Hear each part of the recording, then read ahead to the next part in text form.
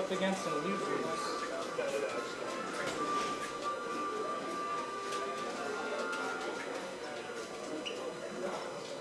He's learning. You play 4-1K. 4-1K. You're playing Huffy. Right here. Big Dog. You play your opponent? Yep. I 1-2-0. 1-2-0? Yeah. You will be playing Buckstrom next. Please hold off on that. That's good as round 3.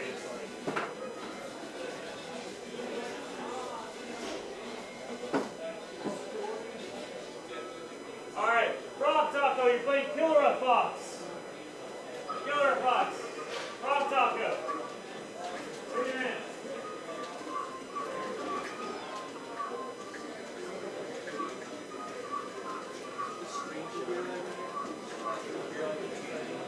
It's Taylor. Nice. See you guys. What's up? Follow you? I can't really follow you right now. No, I can't.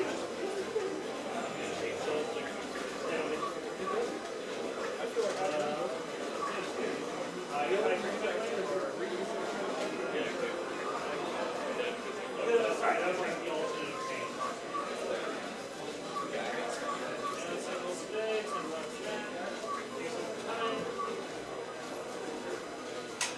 Yes, if you do win, do not say that you will. I don't want to put any bias. If you do win, you can sell your mana.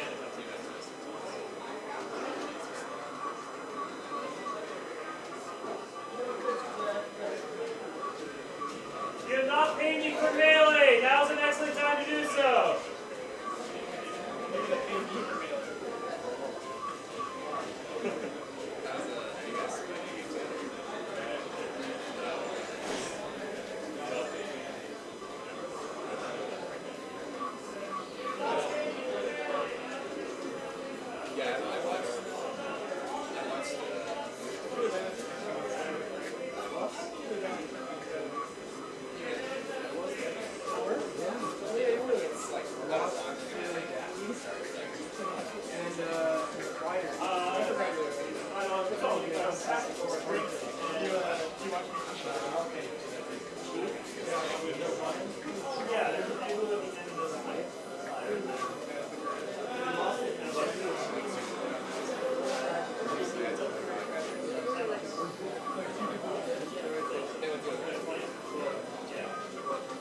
Well, I mean, you didn't move back to that.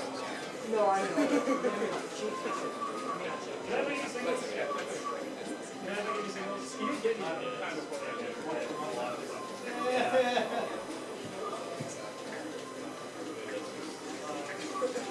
I was playing like a good 7 out of 10 or better against them.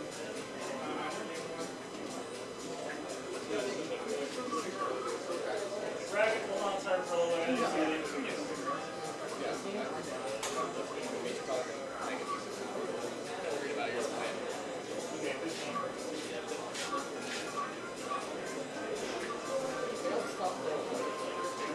Ultimate, yeah. And he's down to no joke on this topic. Hey, Nick. Yeah. You want to check this out for a second real quick? A second, dude, sorry.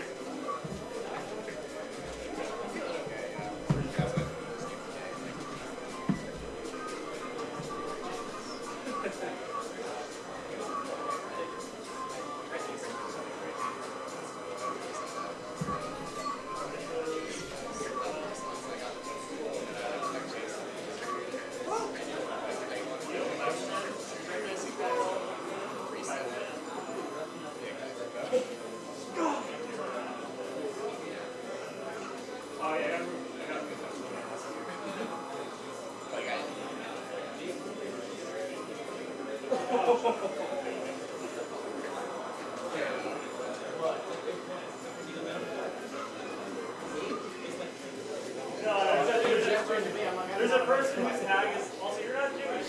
Sorry, you're not Christian. Because agnostic, right?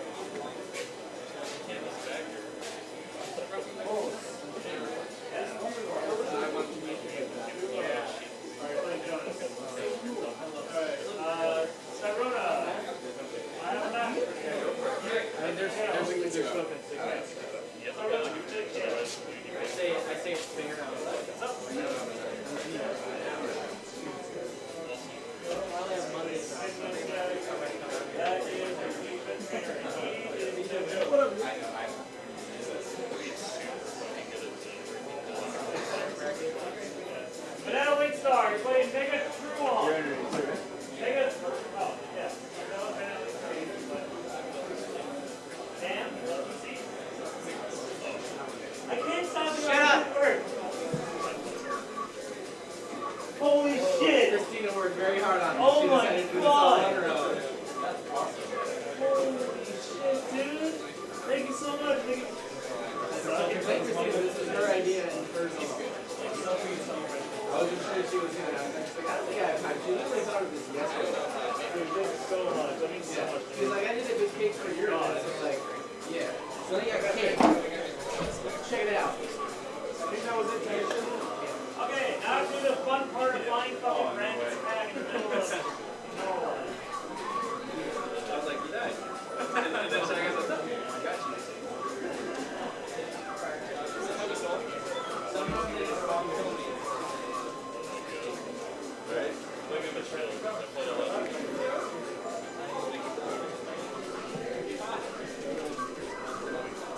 Oh, he's old.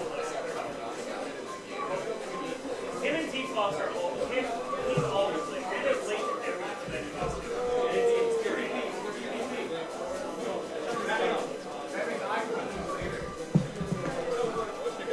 They're terrible person, really.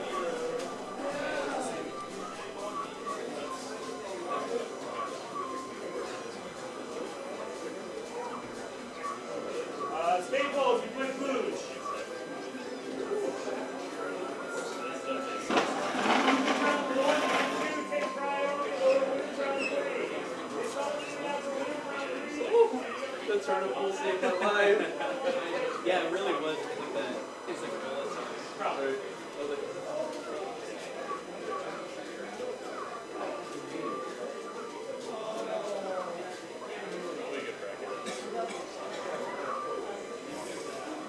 I thought I could hit you. I had to.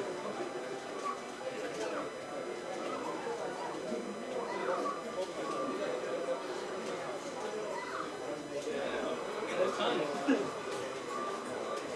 Where's my plug? That's it. Anyway. Racket.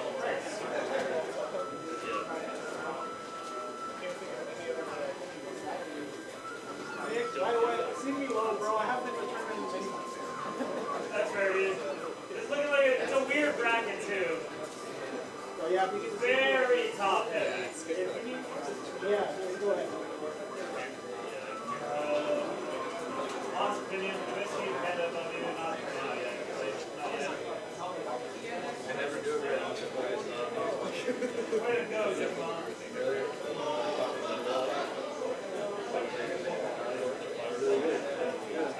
do you have like a favorite piece? I think we're gonna put that. This guy right here. Teddy, yeah. Dave? What's your favorite piece right now? They asked me what his favorite piece was. I don't know how to say music.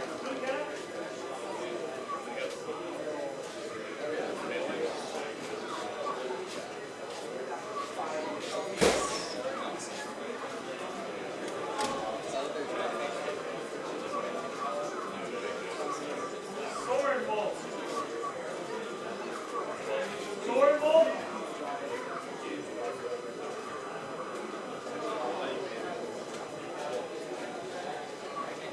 Last call for melee entry. Please take up your thoughts.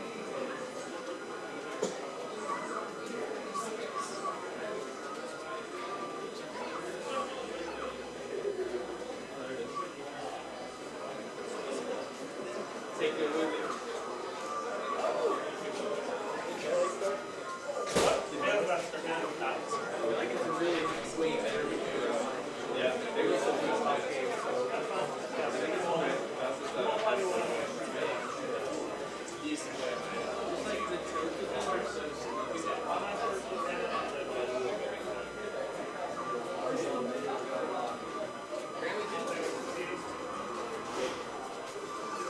It shows a really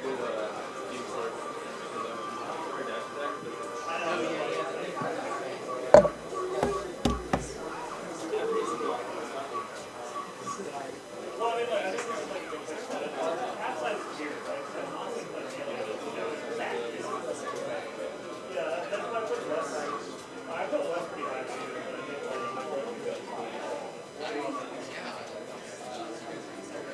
Watch out.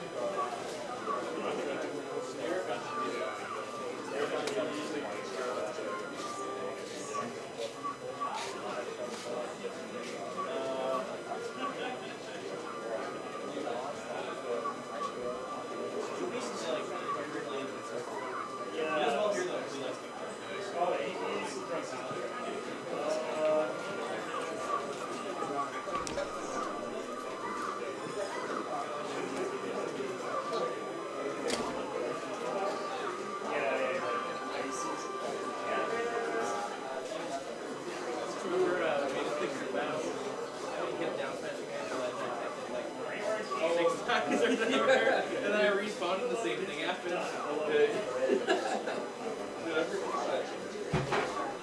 That is like one of my favorite clips ever. It's so funny. The hard I rabbit forgot about it. is not an easy rabbit. I know that. No, it was at TNS. Yeah, it was like he did cruise like because there wasn't that many people or something. So he did and it was super late, and there was only like he was only our total like I think there was like 4 people that cruised. And then you guys were like no, I think that was different. This time we were I can't remember our name, but it had to do with we were all like playing mid-tiers except for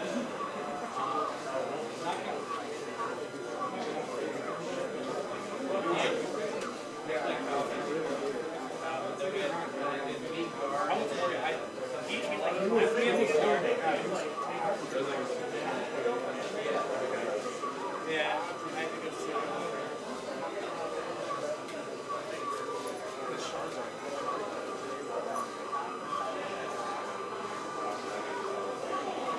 sorry, translate those to the engineer too. Probably easiest one of the well, I guess there's kind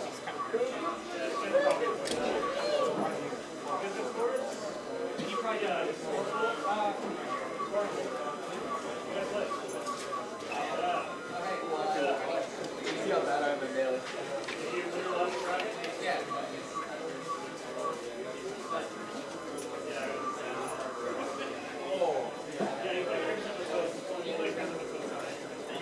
Long hair, black. I started in dash back Oh, I am.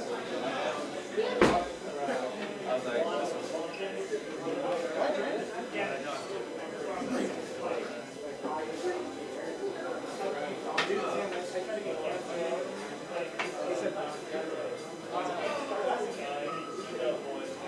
Duplo, I'm after you. You are playing hockey. Dude, what's that? That played on the soul. Cameron's like, bro, is that insane? What's going on? Probably was. No, and what always funny is like, dude, shit like this. He's like, dude, no wonder this guy looks up. yeah, that's good icon. Yeah. Well, getting to look outside.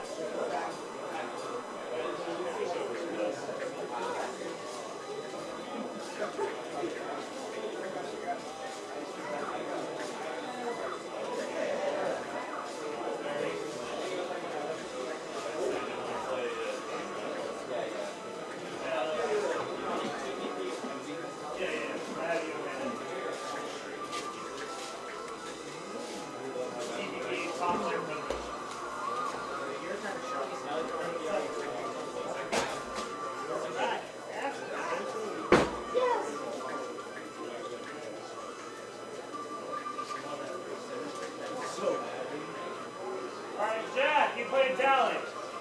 Tally, raise your hand. Let's go.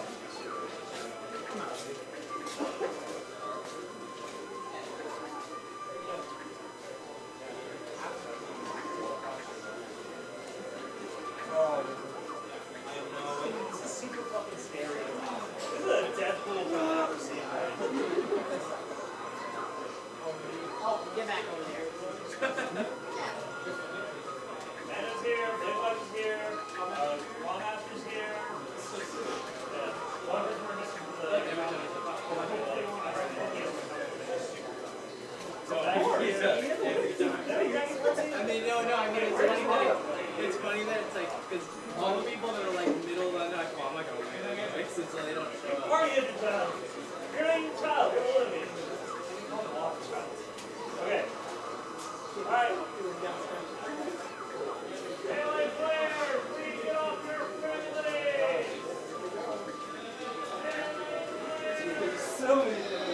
Yes, kickbox!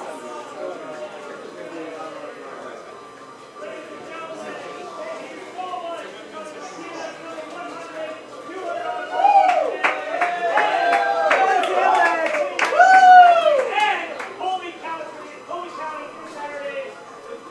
Free entry to the highest score.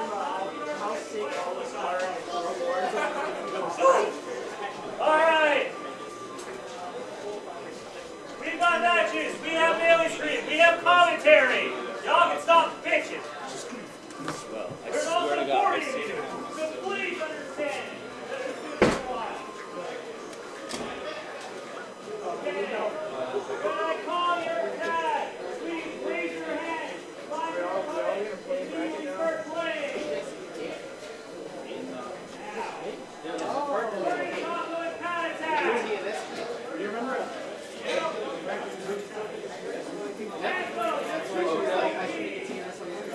Yo, Burning Taco.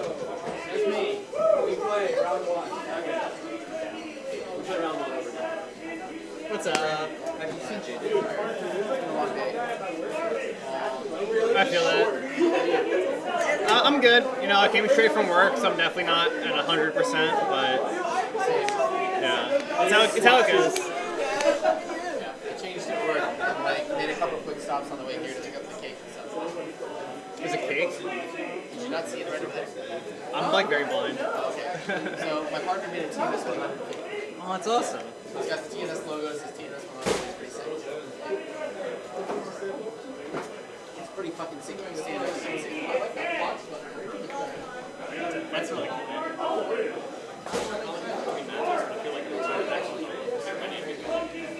It's fine. Just commentate. Dude, the thing is, there's 7 setups and 40 entrants, so if you're not playing, someone else will be, right? Just commentate anytime you want, man.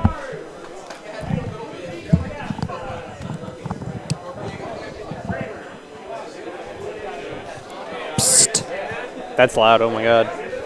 Is this thing on? I can definitely hear you, so... ASMR commentary time. Oh god, no. We have Ben Money versus Julius Caesar. I believe people know him as Rusty Trombone usually. I can't hear you. Can you not hear me? I can hear you now. Okay. I think Deer's running stream. Deer? What? You're in stream, right? I can run stream, sure. You want to play? All right, welcome everybody to TNS 100, the best TNS yet. We have like the entire PR here. First matchup will be Penn Money versus Rusty Trombone, aka Julius Caesar. Fox Ditto. Fox Dittos, indeed.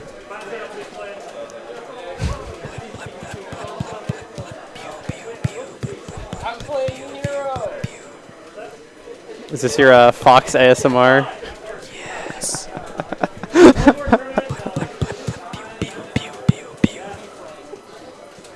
And that's all from me, folks.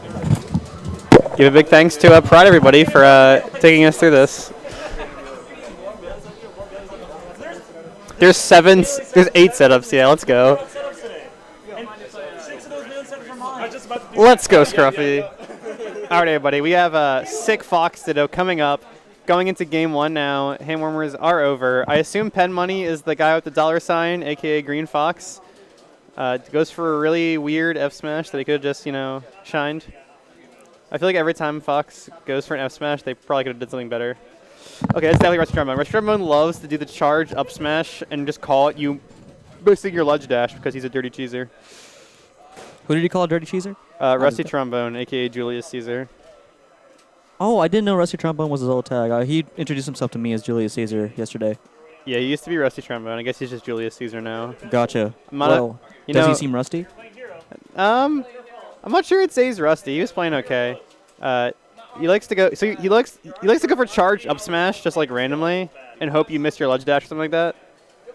I'm not a fan. Play the game. Play the game honestly. Respect your opponent or don't. I mean, I think Melee is a game about trying to find which ways you can disrespect your opponent. That's very true. And, you know, he found out that Pen Money, solid ledge dashes. I think what a lot of lower level players will do is think that they can disrespect in more ways than they actually can. Yeah. But even at high level, you see these kinds of things work because the game is about trying to find the spots in which your opponent just does not understand the optimal counterplay or has a bad habit. That's very, very true. There's a lot of situations where if, you know, one side properly executes, the other side, you know, shouldn't engage, for example. But often in those situations, if the execution is a bit off and you can read them that their execution will be a bit off, you can take advantage and punish super hard.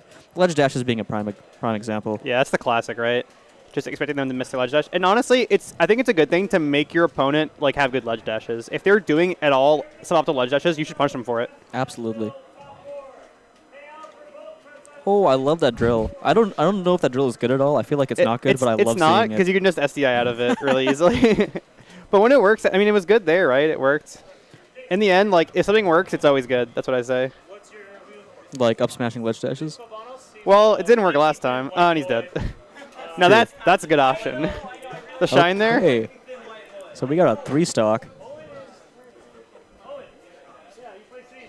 I'll be honest, I don't know who's who right now, and right now it still says Melee versus not Melee, Falco versus Sheik. Yeah, it's a bit off, as you can probably tell. Wait, this is not even tournament? This is tournament, yeah. This is tournament, I think. Okay.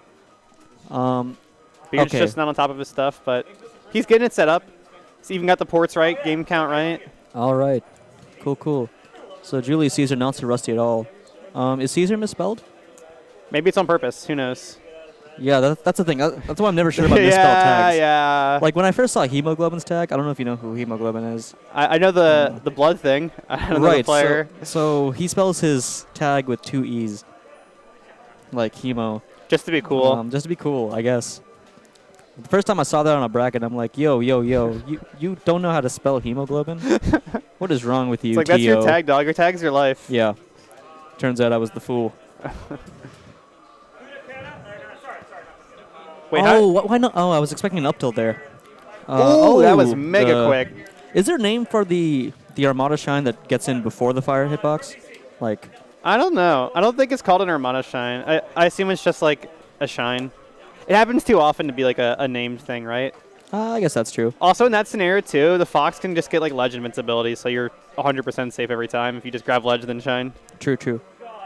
Back air? Oh, it reverses. You didn't want that. Yeah. Oh, nice pressure in the corner. These space snares Dude, to keep him safe in the shield. You just tried to up smash into forward smash into up smash, and you got the first 2 hits, but got punished for it on the third. A bit too greedy. Just do your combos, man. You're Fox. You have like 17 moves that work. No need to go for these up smash stuff. Yeah, I do notice that Foxes like up smash a lot at low percents compared to a lot of characters with their smash attacks. I mean, it's really good at low percent. It starts into a lot of combos, especially against like midweights and fast fallers. And also just in general, too, if you're like in the Fox Ditto, the chain grab is pretty hard, right? So if you just go for like up smash, it leads into more stuff and it's still really good. Did this dude just cover tech roll in with a backwards hitbox of down smash? I don't know if that was intentional, but he definitely did. That was so sick. Ooh, misses the shorten, unfortunately. It was actually really good to avoid the hit, but he did the shorten instead of the mid shorten. Oh, that worked! And that's Melee, folks. I guess Pen Money just did not know you can't really challenge that. This is still really close. Oh, yeah. Pen Money can absolutely bring this. Oh, and... He tried to Mega Cheese him right there. Yeah. That was the Uber cheese. I absolutely respect the Mega Cheese. Oh, he tried to jab cheese him. Oh, nice recovery. And that's going to be it. Yeah. All right, good games. Julius Caesar 2-0. Survived the cheese onslaught. Hit him with some nice stuff. Yeah, it's solid. I don't know whether the mic's here. I'm not sure if it's being used or anything, but... Oh, I'm playing Spirit Gun? Oh, man. Snap. Right now, I want to play? You play Sheik, right? Yeah, I play Sheik. Oh, man. This should be interesting. Are you a chain grabs on kind of guy? He's chain grabs on, so I'm chain grabs on. But what do you usually? It depends on. Okay. All right, we got a Sheik Ditto on deck.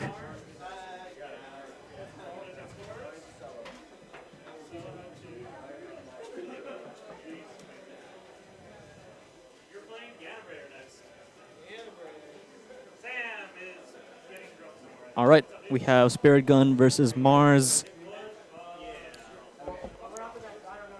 As Mars just told me, Spirit Gun is a chain grab kind of guy, so they will be playing the Shigeru with chain grabs on. Expect a fair amount of volatility.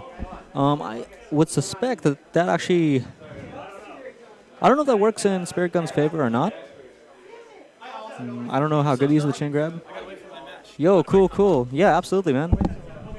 All right, we got Julius Caesar joining me on commentary. Nice job that last round. Thank you. I was playing felt like I was playing pretty shaky, but the hand warmer at the beginning helped. It's brick outside. Absolutely. I have no idea how I'm going to go. Like, the plan is to go to haunted houses with my friends and stuff, but it's so cold in this area. I'm not used to it. It's the last few days have been so much colder.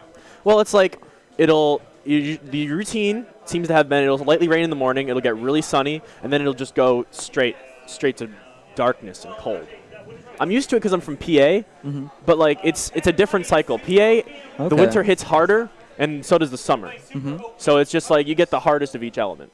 Oh, so it's super extreme. Wait, when did you move here again? I got here in January. I joined the Navy in May, went through the whole process in school and everything. I got sent to San Diego, and our ship is up here for repairs, so that's how I wound up here. Gotcha. So, you know, I've been attending TNS because of the changes in my job, and I got to say this is a really nice tournament. I like the venue a lot. I like the TO. I don't know, man. I'm just happy to be here. Yeah, absolutely. This is a very important occasion in TNS history. Number 100 with a crazy pop bonus for Melee. $200. $200 pop bonus plus VIP pass to Canada Cup for the winner. Canada Cup.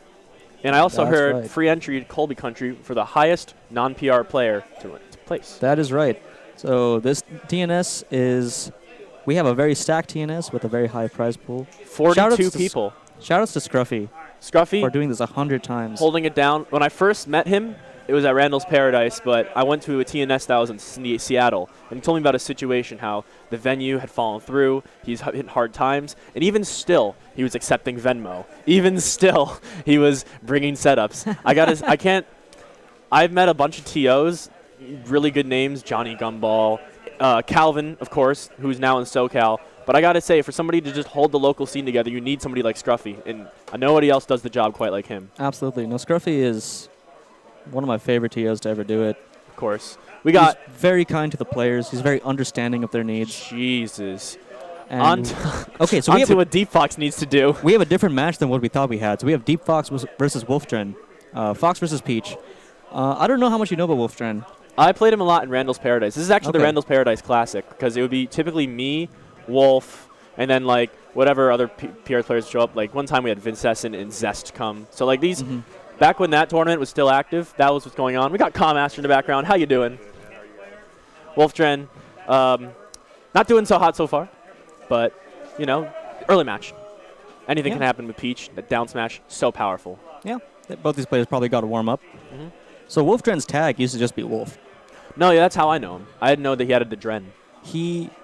Wolf was always meant to be short for Wolfdren, but he told himself that he would only change his tag to Wolfdren once he won a tournament. So he won a tournament. He won a Bangers and Smash and evolved into Wolfdren. So this is his second form? This is his second form, and what's it's the currently full getting evolution? four-stocked. Well, I mean, Wolf versus Fox. I mean, a Fox is typically faster in nature, a little bit more cunning. Wolf has definitely got the biting power, but, you know. Let's take the ultimate commentary somewhere else. Yeah, that's fair. Great Bear. Great Bear. No, Fox versus Wolf is actually a surprisingly controversial matchup in the ultimate scene as well. Well, didn't Larry Lurr switch mains to Wolf? Yes, he did. Larry, I think in general, was doing a lot of soul searching when Ultimate came out. Because before Smash 4, he was very much a Falco main. In Smash 4, he switched to Fox because Falco is kind of just really bad in that game. And now, all the Spaceys are like decent. And I guess Wolf is just what fits him best.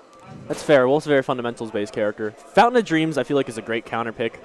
Deep Fox, I wouldn't say he's campy because he was definitely engaging a lot in that last match. It's just this gives Wolf more room to scrap, and I mean that's Peach's strong suit.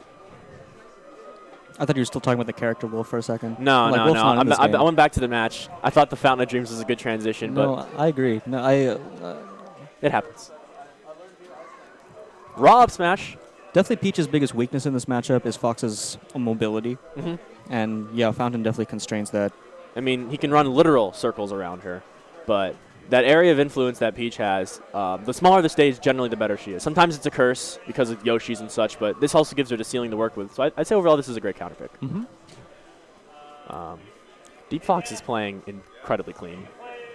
It can also be kind of a player counter pick because a lot of foxes are, I think, worse on Fountain than the matchup necessarily would dictate. Anyway, I got to go play my match. Have fun commentating. See you guys. All right, I'm probably going to head out.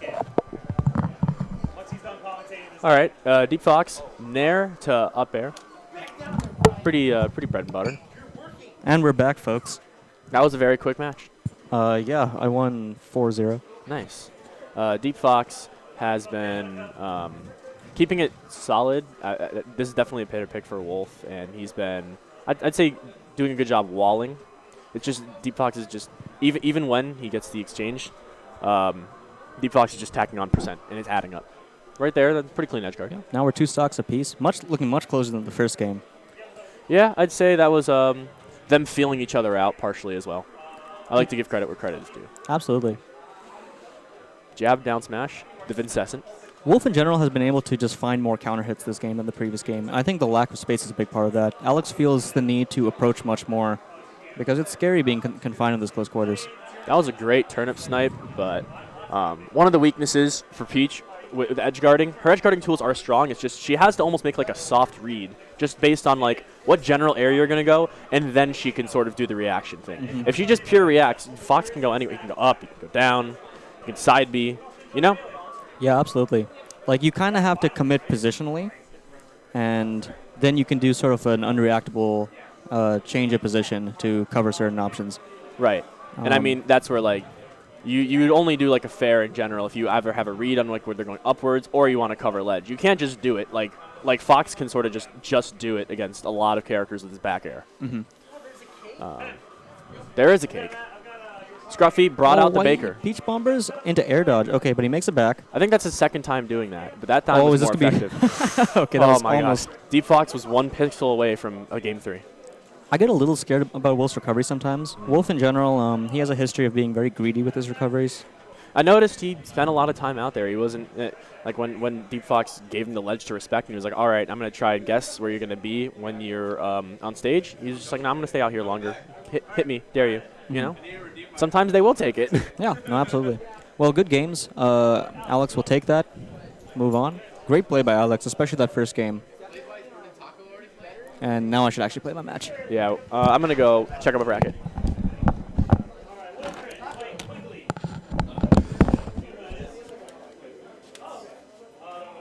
We got an open stream set up.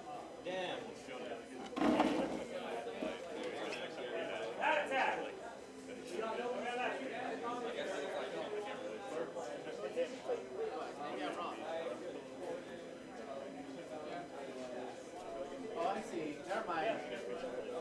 It might have been. Yeah, it might have been reported wrong or something. Didn't you report it wrong? Okay. Yeah, I lost. Hey, Beard, please don't forget sponsor tags. He's will to win, right? WTW? Yeah.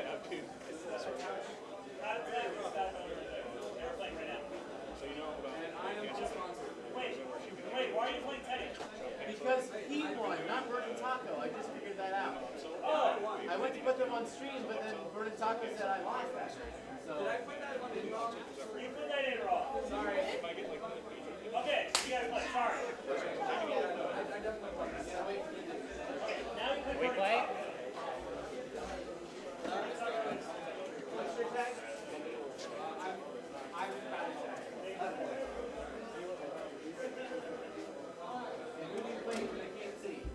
I'm playing right now.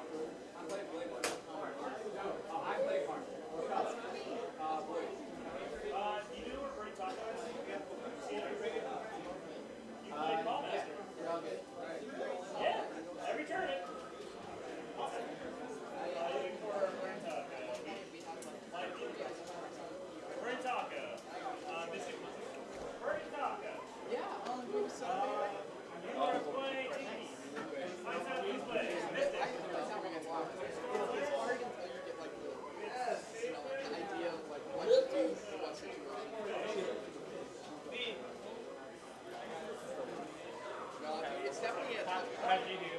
Sage Moon and Duplo, you got to play.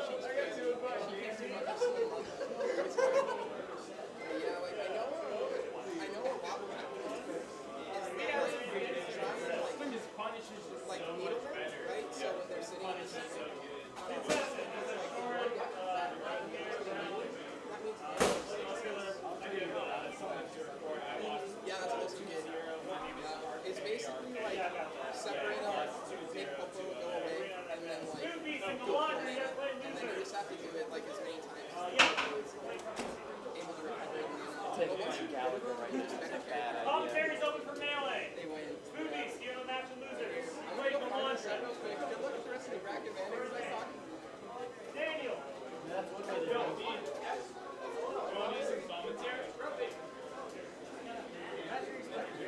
It's open.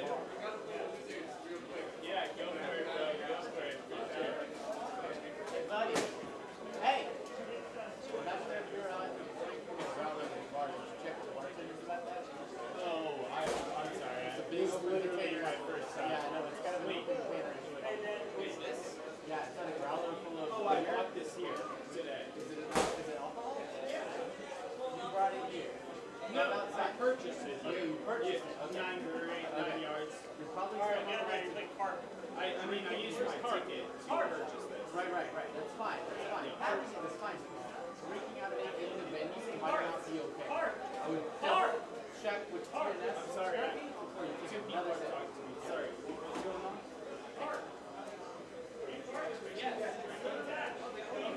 He's busy being yelled at by me. He's busy being yelled at by me. I'm sorry. Are things okay? No, things are okay. Just check with the rules before you do it. Okay. Yeah. No. Understood. Yeah. Sorry, bro. I used to run a bar tournament. I know growlers and open container issues were kind of a thing. You can't open growlers. Fun fact. Yeah. I'm sorry. I'll make sure it's okay. He's drinking from his Growler? growler. Yeah. Yeah, I don't think it's allowed here. It's 100% not allowed here. Okay, there we go. So yeah, do not be drinking from that. Go get a pint glass For sure. and go drink. Thank you for letting me Serve to know. you in a pint glass, not Yeah. pouring from your growler. Yeah. Serve to you in a pint glass. Understood. Yeah. I'm sorry, dude. I would say go put the growler in your car and leave it there so it's not half empty. I would say put the growler in your car so you're not walking around with a half empty growler that looks like you're drinking from it. Thank you.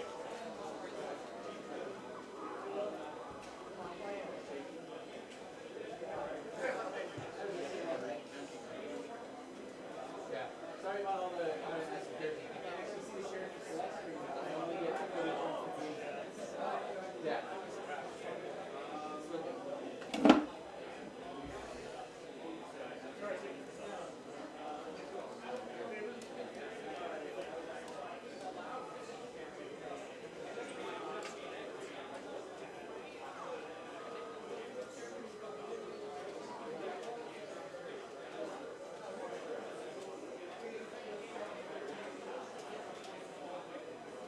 All right, Wiggly, you play Majora. I think they're flying. Awesome.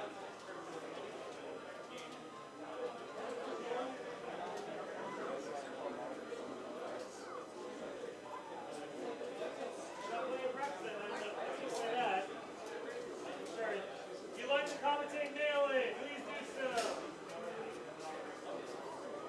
Also, guys, please disperse in this area. You guys are blocking the entire water.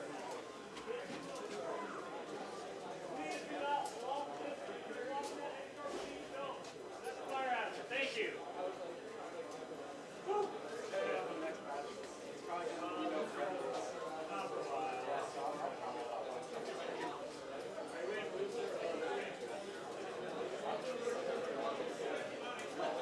Zach, you come commentate with me. While we wait for our set. I'm not a commentator. Yes, you are, Dak. You gotta believe it. If a commentary is a curse, Come on, Dacky. it's definitely a curse. The people want to hear Washington's #2 Fox player. Have you seen a top player, like a commentator make top 8 at a major? Yeah. Everyone at Summit.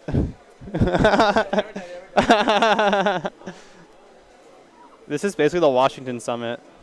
We have all of Washington's coolest players and Mars here at the TNS 100. What's up? What'd you say? Is it live commentary right Yeah, man. That's how commentary works. How we doing? I'm doing pretty good, man. I'm waiting on my my match with Commaster. I'm winning a match with Daki, so Nice. that's how it goes. I got the win over Spirit Gun. I saw you beat Pen Money.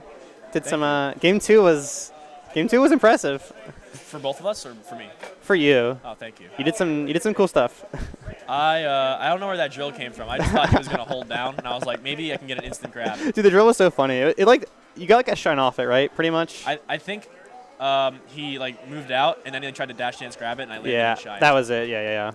But it was I don't know. I have a lot of respect for Pem because we typically play it in bracket, and it's always close. So like, I mean, but he has the upsets. I haven't beaten Panda, and he has. So, Yeah, like, that's true. If I can get those types of wins, I feel like I'll be Just happy. go to any what's it called, Bangers and Smash, where like good players aren't there. Panda will give you a set. All right. That's a donation. Dude, he just donates sets. All right. If I get the time off work, I'll have to travel.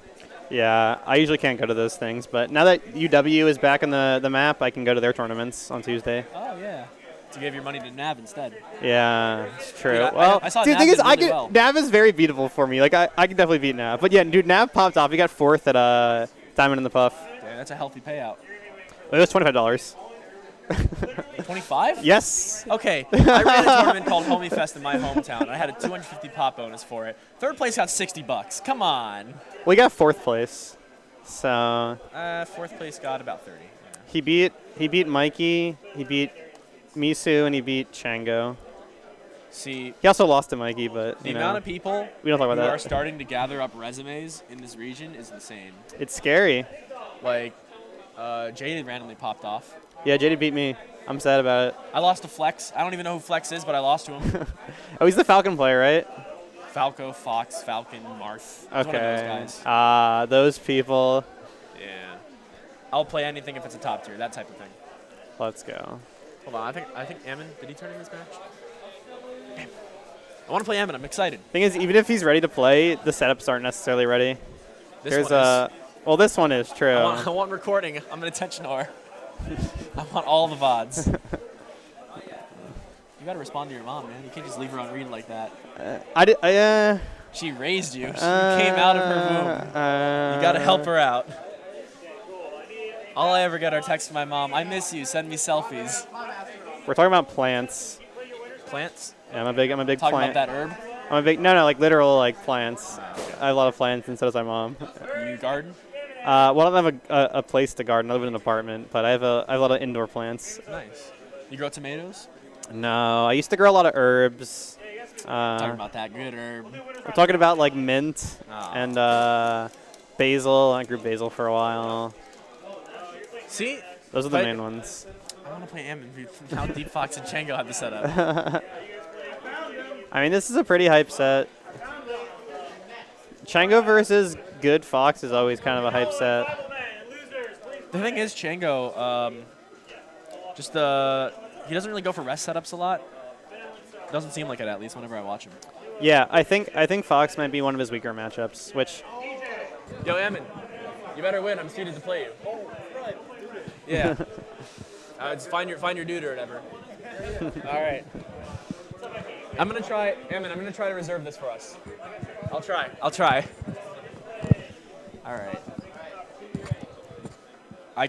Ammon's probably the nicest person in the scene. I'm not trying to shit talk anybody. nah, It's just like, Emin's super nice. Thing is, there are a lot of super nice homies though. oh, absolutely. I just mean like he literally like let me stay at his place out of nowhere, and I was like, oh, thank you, because I've been an idiot and didn't take the ferry on time. Well, yeah, he's definitely a sweet guy. Absolutely. Deep Fox, watching him play versus Wolf, I mean, Chango's obviously a lot better than Wolf, but like he looked clean. He wasn't missing anything. He's not the type to pull out an infinite on like a floaty or anything, but he just has really solid execution. So I'm hyped for this set. Yeah, I mean, I definitely think he sort of specializes against a lot of floaties. You have to if you're in Washington. Well, I remember I played him, and we were going even in sets at Randall's Paradise, and people were like, you know, Deep Fox, he's weak against fast followers, but he can take sets off Misu, Chango, Anchovy, people like that. Yeah. And I looked up his sets, and I was like, oh, damn, here he is almost beating Hugs. But Yeah, I no. feel like that's the coming up player special is to have a close set with Hugs. Very true. Or to beat Hugs if you're that Doc player from Smash Camp. Franz? Franz. Franz has been on the come up for But like that a was minute. that was main stage, right? That was main stage. Yeah. I got to play against Franz. I guess when you play against any top player who's better enough than you, it feels like their character's unbeatable. But I mean, he really makes Doc feel like ice climbers with just how consistent he is with 0 deaths and his punish and everything. That's scary. Yeah. Well, D-Fox playing surprisingly aggressive. He's taking Is control he? of space. I mean, he's aggressively dash dancing. Well, yeah. I mean, there is really no aggression in Melee. You're just sort of baiting them into doing Yeah, something, yeah. and then you punish. Yeah. It's a big waiting game. It's just, do you wait slower or faster? Classic Spot.Shine. The At KJH. Spot.Shine on Twitter. Everybody Follow my mans. Yep. Known for losing to Dreffen. Dude, a lot of good players have lost to Dreffen. It's I not, love it's, Dreffen. It's no shame anymore. Westfall's lost to Dreffen. Zane lost to Dreffen. Duck loses He to got Dreffen. 6-0'd Zane by loses. Dreffen. Dude, Dreffen's really good. Yeah. Sometimes you just get spot dodged, like I don't know what to say. 8 times in a row. Yeah. I mean, Borp said he's learned the most from Dreffen, so that makes sense. All right, if you want some secret low-key anti-Chango tech that I Yeah. learned the other day. So you might have adapted, but against Nav in their set, I was watching that, and Nav realized that Chango was never covering just like up B lower to ledge, which is funny because you can just back air it and it beats it. You mean like coming up from the bottom of the stage? No. Like you're like above the ledge and you That up B shot up air was kind of weak. like down diagonally to it. Oh, yeah. Oh. Well, why doesn't he cover that? What? Yeah, exactly, right? I think he plays very safe, and so he's in those scenarios where it's like ambiguous and he doesn't get hit by the fire, he just tends to back off and give up ledge. I mean, that is one of Puff's strengths is backing away. Yeah. But you got to back away in a way that makes them think you're backing away, and then you actually don't back away. Yeah, or you That's the tomahawk. puff. Yeah, that's the puff. It's one of my favorite Melee phrases. That's the insert thing. That's the insert thing. The Fat Goku. Mash jab up Is smash. that the Fat Goku? I've Dude, never heard of that. Okay, as the Fat so Goku. there's a That's just like video the fox, of, isn't it? There's a video of Fiction talking about Melee Amami top 100s, and he gets the Fat Goku, and he's like, I talked to Duck, and he lost to Fat Goku at Genesis because he had a fat run. And Duck was saying that he lost to Fat Goku because he thought too hard. Fat Goku will go for jab up smash even if they're nowhere near him. Even if the jab doesn't confirm, he will just go for it.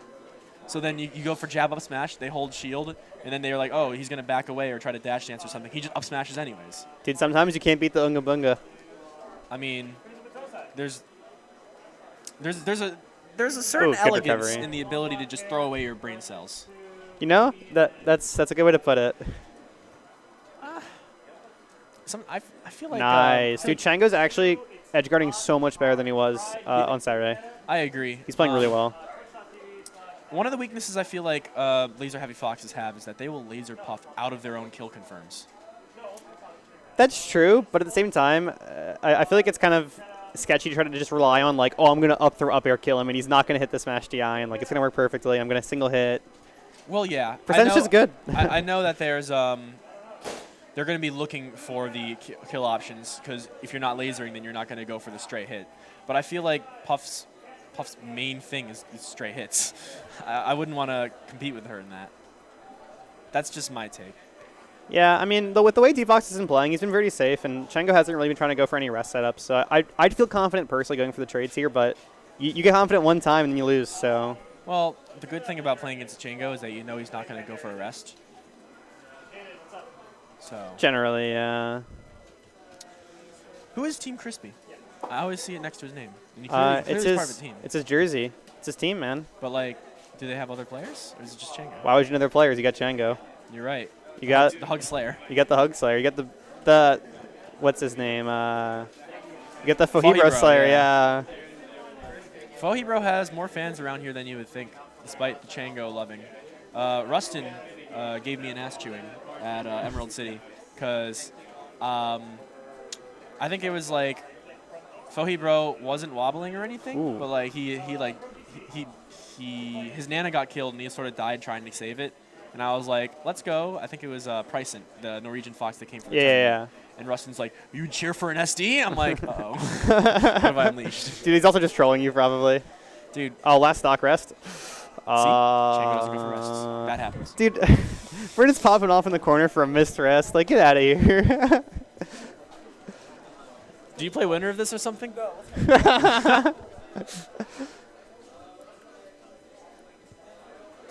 You hate to see it. You know, it's like, on one hand, Puff losing, I'm okay with, but I don't want to see Puff lose that way, you know? I want to see Puff lose the way that Mango beat HBox at Genesis 2, where he just dash danced inside them, forced them to roll, and called it out. Yeah. Didn't he?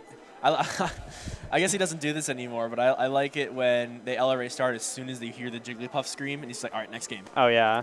Dude, I love the Rage LRA starts. I wish there were more of those in the scene. My favorite is Lucky versus Westballs at Big House 4. When yeah, Westballs hits the frame perfect LRA start. It's genius. I think the fastest one I've seen was like a Doc versus Marth money match. It was Shrooms, and it was frame 1. I don't know how else to describe it. He hit start, and he was clawing it or something. Just gets did he practice the tech?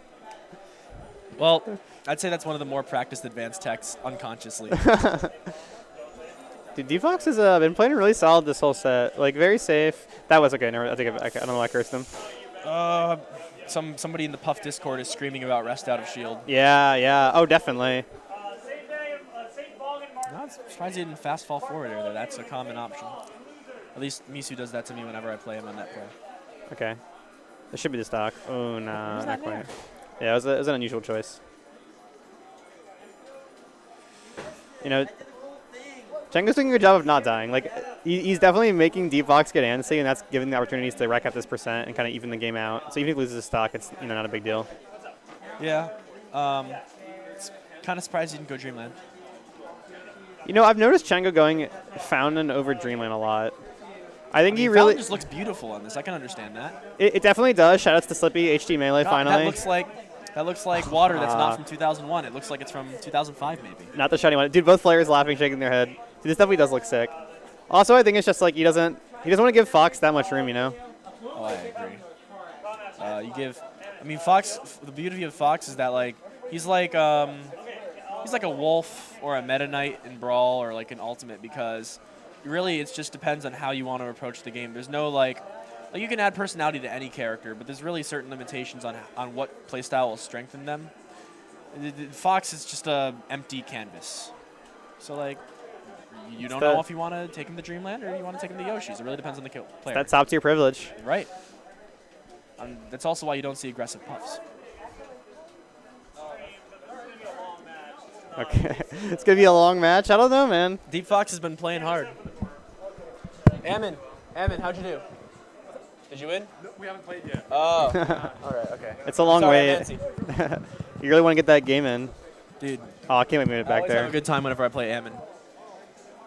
Even if he's he does the pat on the back every 2 seconds, I love it. He's just, some players that would tell me, but with Ammon it just doesn't. Well, because he's not.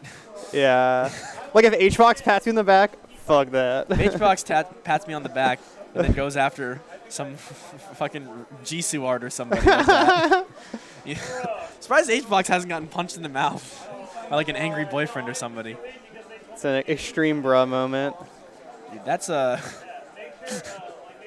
there's I'm sorry, I'm laughing too much.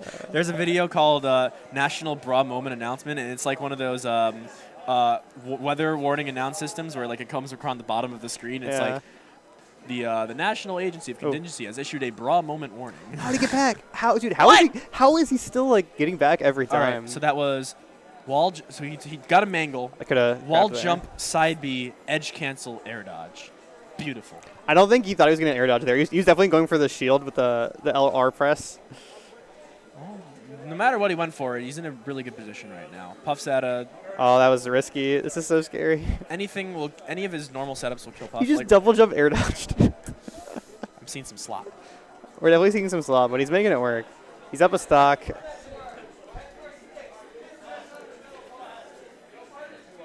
I guess I understand why you can't play Ice Climbers doubles on the stage. Why?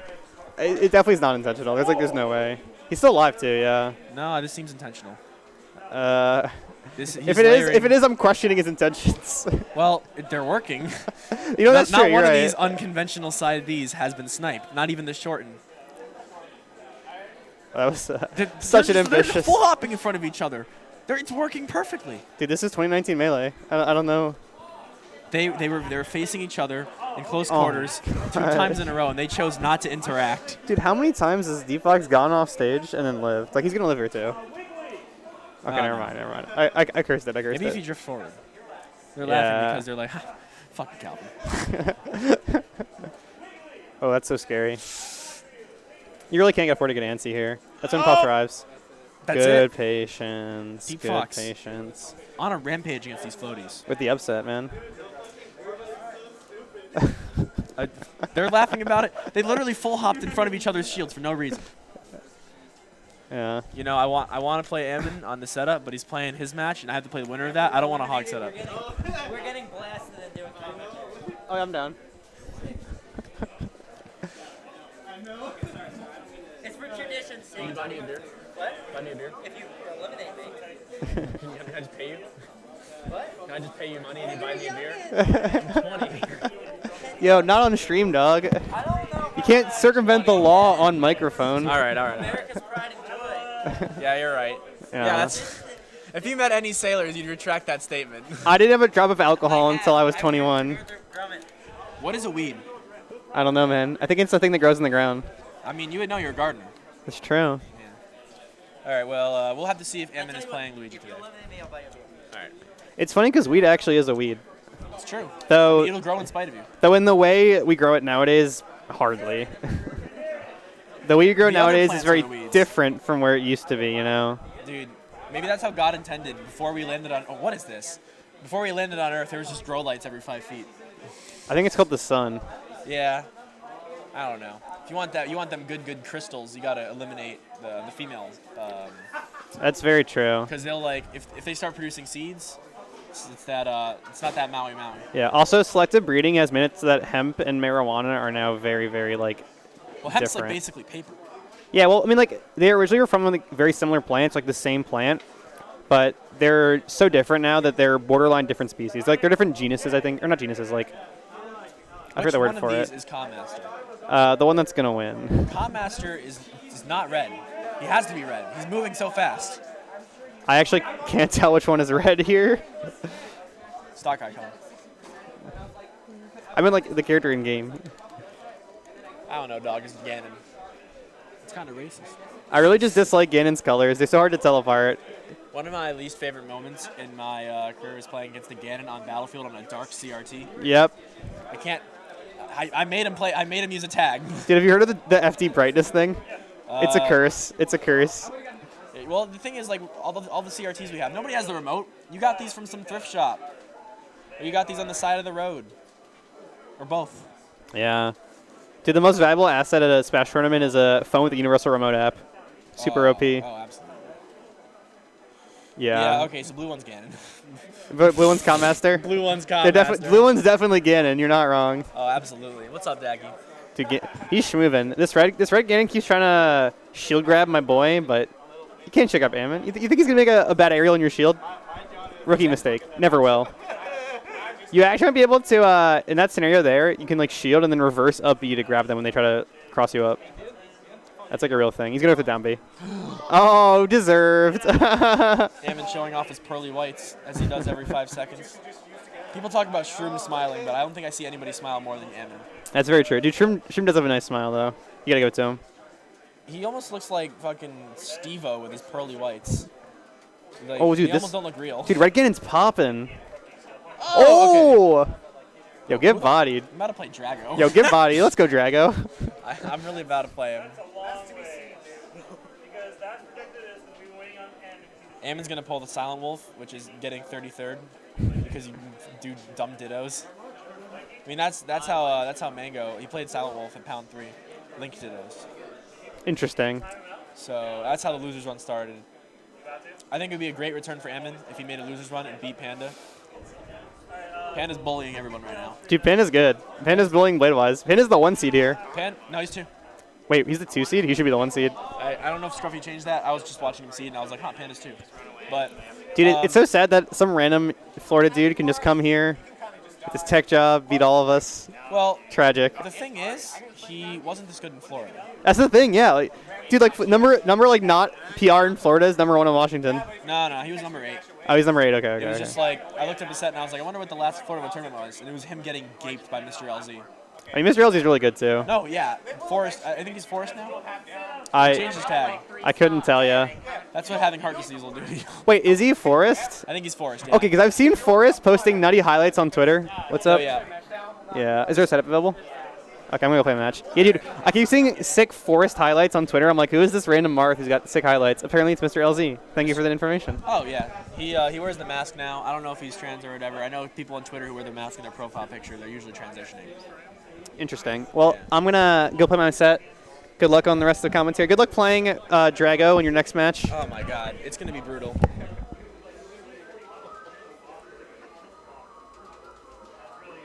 Ammon pulls up the Falcon. Expected. So this... Some people say this is Ganon's worst matchup, actually, because he's just fast. Falcon can outpace you. He can... All stuff combos Ganon. It's a perfect... perfect combo food for Falcon.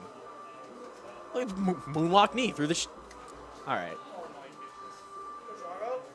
I don't want to say that Ammon is showing off just because his Falcon always is fast.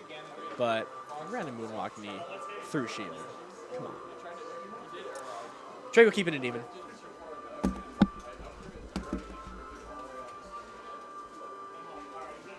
All right. Spirit Gun on the mic.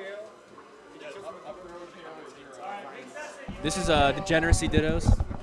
2 biggest memers in the region. This is hype. Oh, absolutely. This is the biggest thing I've ever seen. Well, Drago won game 1. It was the Ganon Ditto. Why did Calmaster agree to the Ganon Ditto? He just. I assume just because he's Calmaster. I think he's just sleeping on Drago. That's all that is. Drago was moving like really fast. I mean, look at him go, dude. Look at that face. He's ready to go. It's all good. That knee means nothing.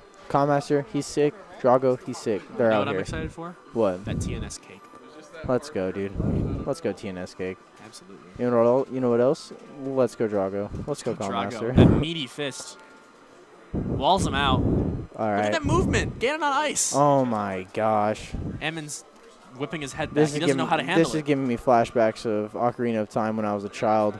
Just losing to Ganon over and over. Just scared. Just scared. Shook, 'cause there ain't no such thing as halfway crooks. I'm out of here, dude. You got a match to play? No, yeah, I do. But I finished this game though. Let's go, This Drago. is tension. Oh my Attack. God, it's over. Another down B. Yeah. It's Ganon. Like I said, this character's combo food for Falcon. I believe Ganon's got it, man. Look at him. He's just mad.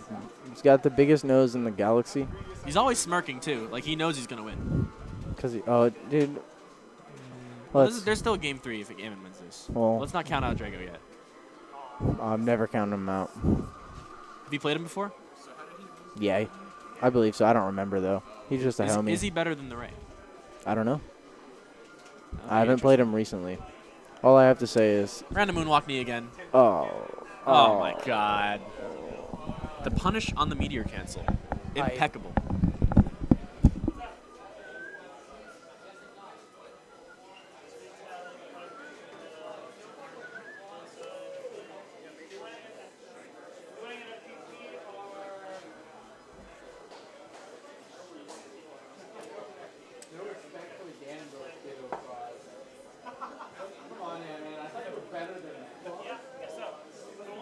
Ammon is currently being bullied into going to the Ganon Ditto.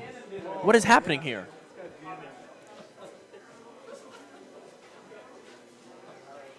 Will Clawmaster do the Ganon Ditto again? Nope, he stays. Sticking to his guns. Very much respect. There's a big payout. No reason to listen to the crowd. I gotta say, Drago been holding his own very well. It's not looking like Godmaster is even sandbagging that hard. Up air, knee. Standard.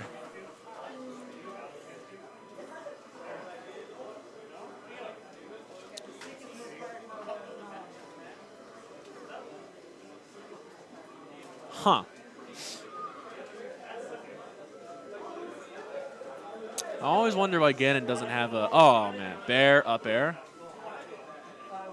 Calmaster putting on a show. Eats the fair for his efforts. Well, this is like 2 stomps in a fair. Drago is by no means getting outclassed yet. Up air, up air. Yeah, bad side B. Punishes the jump. Oh, the tech! I like it. Storyline is I like Drago, that. Drago won game 1. It was the Ganon Ditto. And now this is game 3 after a Pokemon counter pick from Commaster. You know, I'm hyped for this now. I got to play the winner of this. I'm scared. Ooh. Oh! Oh, dude. Ammon just lets it fly. Ammon, probably one of the more aggressive Falcons I've ever just like seen. His Captain Falcon is just a moving hitbox. Well, like, that was 1 pixel away from hitting. Here we go, Drago. Let's go, Drago. Let's get the Ganon 2-hit combo. Oh, baby. Oh, All right, my well, gosh. I got to play Ammon. All right, good luck, Rusty.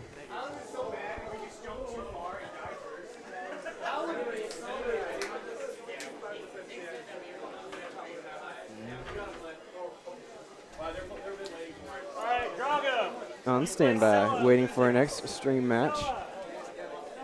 Let's see. Fun stuff, Ammon. All right, let's find a setup. Mikey and Bladewise. Ooh, let's go.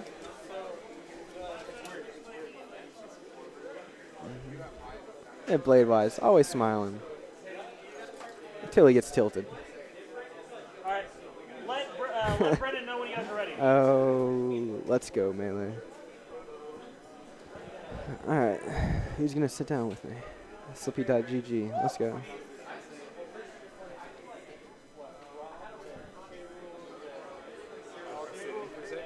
Go ahead, man. All right. What's your name? Felix. I'm Deep Fox. Nice to meet you, Deep dude. Fox? Yeah. Nice to meet you, man. I've been going by Super OP. Super OP. Is Felix your name? That's my name, yeah. Oh, I'm Alex. Nice to meet Alex? you, dude. Yeah, Nice to meet I don't meet too many Felixes. Yeah, nobody usually does. But we got the X at the end, though, which is it's a good trait to have. True. So we got Bladewise and Mikey, huh? Let's go. We get the crouch cancel, but doesn't get anything off of it. It gets grabbed. Ooh. So how's Mikey in this matchup? Is he kind of known? Mikey is... He has a really good matchup spread, I think. I don't think he's too weak to any matchup, really. I mean, like, he knows what to do, and he's got a solid game plan for most of the matchups. That's good to hear. So here, I mean, you see he's already holding his own a bit. He's honestly got the percent, but let's see what Bladewise can do. Bladewise is trying to get in a little bit. Yeah. Mikey's doing a good job trading a lot, though. Honestly, a lot of those were kind of felt like they should have went to Bladewise, but just the way Mikey was playing them. Mikey lets it rip. Swinging the sword. Yup. Keeping the zone. I like seeing that. Mikey's definitely aggressing. He's definitely moving around, and Bladewise is. I mean, Peach is a slower character, but it's good. Yeah, I've seen maybe 2 turnips now, 3. Yeah, Bladewise is just doing his best to hold his ground. Honestly. Mikey's not giving him any chance to pull turnips. That's probably for the better. Oh, yeah. Because the matchup becomes, pretty sure it's in Peach's favor when she has turnips. Oh, yeah. I can't imagine that would be. There we go. You see, look at that. Yeah, that's immediately. just rough for the Marth. Okay. Really went for it. Bladewise is a solid recovery. Is there any history behind this matchup? Not that I know of. No. I'm not native to Washington, so I've been here for about a year or so. So I don't know their history too much. But I know Mikey, honorable mention the past few seasons, got to PR this season. Okay. And so, like, you know, he's definitely holding his own, and he's always doing solid. So yeah.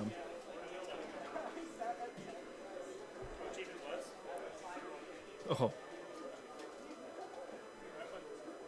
What do you think of the racket that forward smash from Peach? Oh, think that's beautiful. any It's, Beautiful. It's good in the right places. It's definitely a Peach main move. A Peach main move? I Like feel there are those that. moves that like for instance, like Captain Falcon, if you play him as a secondary, you never think to use down B. That's like a You never do. it's like a Falcon main move. You just called me out a little bit. Right, right. Yeah. Oh my gosh.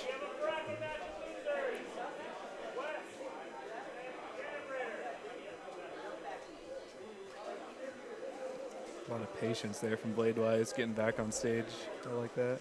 Mm-hmm. Uh-oh.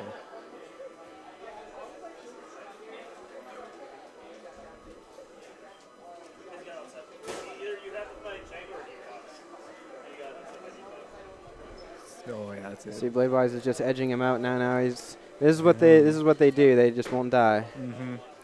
Looks like he's starting to figure it out maybe a little bit. Uh-huh. Pulling more turnips. That was a nice neutral air. Ooh. Catches him slipping. It's not going to be it though, is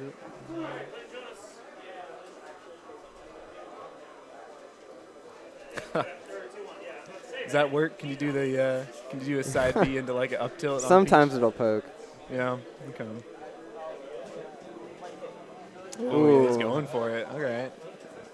I mean, this is the percent where like, you got to know all these nuanced combos because it's just like nothing really combos. So like, you just got to go for pseudo combos that are like half reads and just hope it works out. Got to get the right DI mixed up on their part. Yeah. Yeah, seeing Mikey get the kills at like 200. Ooh, this can't be good. No you don't want to be jumps. holding the turnip. But he's back. All right. All right. But yeah, seeing him get kills at like 200 is. Yikes. Oh, baby. Oh, baby. Oh, he's getting turnips. Okay, okay. Kind of feel like you. Oh. Oh. This could be just Style? the game right here. Let's Style? see it. Yes, please. Oh, man, he wanted some kind of. He did. He was going for it. Some kind of ricochet action. All right. That just messes with your mind at the last dot because, like, I just know when I'm in the position where, like, a Samus has his charge shot, DK has a punch, or Peach has a turnip, I'm just thinking, I can't let him end with something cool here. Like, Right. I can't let it happen. Just, you don't want that extra pressure on your mind at the end of the game, too. Just cannot be good for me. He's getting walled. Yeah. Uh-oh. Let's go. Bladewise is figuring this out. Let's go, Mikey. No bias. Oh, yeah. I just like seeing good underdog story. Honestly, Bladewise has been running this region for a hot minute now. Right. For good reason, too. Like, he's been playing nice. Of course, a long-time veteran. Mhm. Oh, I like it. That's just such nice turnip action right there. Honestly. Into some more, too. A little regrab. Okay. How's FD in this matchup? I think it's fine for Marth. I think it's pretty neutral. I mean, I guess Marth must like it, or Mikey at least likes it, but right. I don't think Peach has trouble here necessarily because she's just, she can wall really well. So yeah. now on FD, I mean, I feel like it's not that hard because Marth can't just jump to the platforms and kind of shimmy around. Yeah. Because that's what Marths are really good at when you got platforms. They just move all over and just put out hitboxes, just up airs, back airs, F airs. Yeah, there must be some game plan to go into FD to sacrifice all of that. But oh, baby. Oh, not again. Oh, baby. Oh, he's grabbed it again. Oh, yeah, that's a. I don't really know what he could have done there, honestly. Yeah, this stage looks hard. Honestly, I kind of feel like maybe it was the panic FD, like maybe trip Bladewise out a little bit, see if he can get him in a situation he doesn't want, but I don't know if it worked out.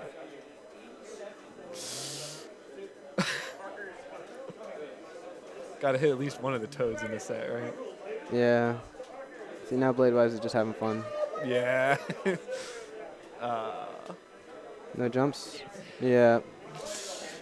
Clean. That was clean.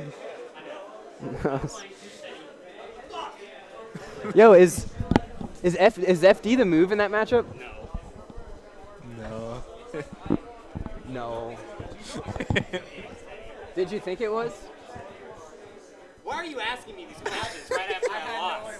I had no idea it was his face. I just chucked it. Yeah. No idea. Note to self: don't ask people questions right after they lose.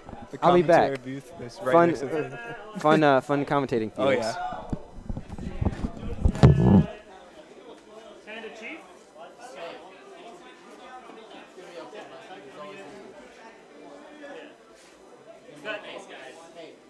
What happened? Panda Chief?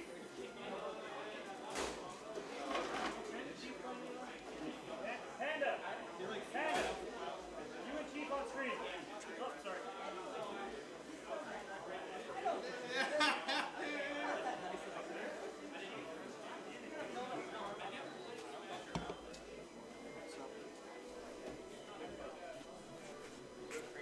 I'm gonna give Panda incentive or incentive. Commentary with me? Yeah. I'm pretty much just gonna comment here. Hey, hit him with that big dick energy. Sit in the middle. Sit in the middle.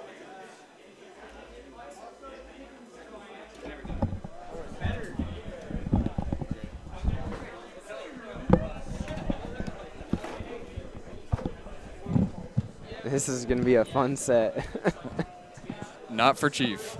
Not for. It'll Chief. be fun for all of us. Depends on what kind of panda we're seeing. If it's It doesn't there's a pop yeah. bonus panda, then It's really just losers panda. That's the only panda that's like. did you consistent. watch any of the Diamond in the Puff? No. Oh my gosh, dude. Did he win in winners? Dude, try hard panda. Yeah, of course, dude. He like. That's oh my that's gosh. rare form. I mean, there's a nice fat pop bonus, so I would hope so. Yeah. I can't. Oh, I was working that day anyway, so I wouldn't have showed up. But I didn't even know what was going on. Even I just though- watched it on Twitch. I Oh, had to yeah. work also. Yeah. Do we have any viewers? Is there any way to know? Are we streaming or recording?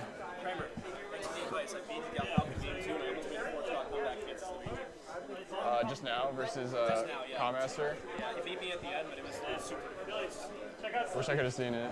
I'm going to commentate, though. All right, we're starting here. Going All right. Dreamland. Yeah, so this is standard starting stage. It's like here or Battlefield usually. Sometimes if the Fox likes FOD, they'll go FOD, but this is pretty normal. Yeah. Okay, misses the tech in place, of course. No surprise there. Okay. Okay. So, Panda's got really good angles and ledge dashes, so he should probably just, like, Chief just needs to respect it on edge, I think. Yeah, Panda's got power up at the edge for sure. Well, he option selects, I'm pretty sure, on angles. Wow. Oh, look at that. This is the most Clean. That was like such a huge. Well, 23 actually isn't. If he hit the up air, it could have been like a 0 to death, like out of shield, which would have been really cool. Wow. Nice back air there. No jump, I'm pretty sure. Ooh. He's just styling on him. Oh my gosh. Okay, that was good from Chief. A lot of people panic and just hold shield, and he had the like presence of mind to like roll and try to get a punish. Sure, yeah. But he's just getting overwhelmed. You know, Panda's just kind of aware that she can't really do much out of the corner. She has like some frames on ledge dash, but not much, and he's just throwing out a bunch of hitboxes. Yeah, he's just getting chased. And then All right, good job, Chief. There you go. Okay. Oh, he's moving. Yep, just regular Yep. get up. Nothing she can really do there. Maybe go straight up. Maybe that would have been an option, but he can just re-grab ledge if he's like playing quick. Yeah, so that's the thing. Tilts just don't do much on a crouching fox until maybe like 50 or so. Yeah, Crouch just destroys. But this is a Sheik really good 0%. spot. Amazing angle, but Sheik's just busted. And Panda was like actually a little annoyed by that, you can tell. Mm-hmm.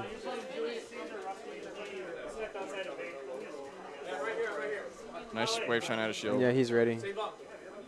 Oh, look at that. He knew it wasn't quite close enough right Yeah, there. yeah, I saw that too. That was good presence of mind. Okay. Oh. That was a really good. Man, the slight charge, dude. He needed the slight too. Yeah, he did. Or just a wave shiner too. Yeah. Yeah, he keeps putting out these late back airs, which is throwing. Well, I'm not gonna say it's happened a lot. It's happened a few times though, where. Ooh, that was a sick little sequence. Yeah, that was a great full hop to short hop combo. Yeah. Shield drop back air. Maybe it shield poked. Oh, look at him going low, baiting Chief out there. Oh, that Okay. almost worked. Just barely grabbed Look it. at him nodding his head. He's like, yeah, it almost worked. He's And DI'd then- straight left, so Yep. yeah, he got wrecked by that up smash. He could have lived if he DI'd That's a in. thank you for the DI up smash KO. Yeah. That's like the die on 60% on Yoshi's up smash. I was literally about to say, I was playing like Kira or something like a few years ago. No, it was some guy from San Diego, you don't know actually. But he up smashed me at like, yeah, literally like 50 after the fact. And I died off the side. I was like, yeah, dude. I didn't know that was possible. Okay, approaching drill gets through. I just feel like when you're playing against someone as fast as Panda, it's really hard to like get your bearings. As Chief, like you need to be able to hit your tech chases. And, You got to be very decisive. yeah, Can't- decisive for sure, but you also just have to be able to react. And when you've got a Fox moving this fast, he just doesn't let you like gain any like momentum. And if you have no momentum, it's just really hard to tech chase. Yeah, that's what Panda does. He knows how to really push his advantage. And he Yeah. knows when he's in an advantageous position, just keeps pushing you. Yeah. Oh shit, that was pretty cool. Of course he's gonna tech that. It's a bait, That dude. was- It's all that a was- bait. It's all a bait. Oh my No, god. It wasn't supposed to be a bait. It was just Chief being retarded though. This is both of them, dude. They're just. Yeah, that's what Panda does. Like when you're playing someone really freaking good, it's like they just take you out of your element. That was just that was a It's Fox like privilege right it's like there. he's so fast that like he can put himself in a disadvantageous position, and like 9 out of 10 Foxes that would be an easy punish. But he's You're so right. fast that he's just gonna counter punish you And trying he to knows do what that. you're thinking, so he's always like that step ahead. He's like, oh, this guy's gonna try to punish this. Like he knows. Right, and his spacing's just like better than yours. Oh my Oh, gosh. I like it, Chief. Wow, he got straight to edge. The Panda like teleported to edge from that. Panda utilizing the charge up smash neutral technique. Like 3 charge off smash on the ledge. Okay. Good. He was going for like, he hit the reverse, but I think he was going for the other reverse nair. Chiefs are pleased with that. Yeah. I think forward air is the only thing that's going to hit. Wow, this is pretty nutty. Oh baby. Panda's the best. I might have to play Cloud Master on stream or something, I did. but until I know, I'm just going to chill.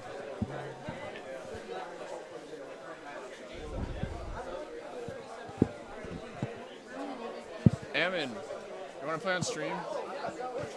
All right, I can play on stream. Good luck, dude.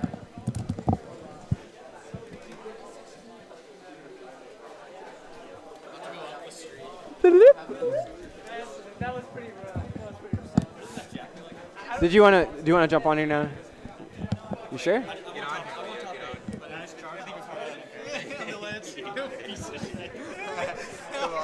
You said you wanted to jump on here, so you can take it. Okay. What's up, dude?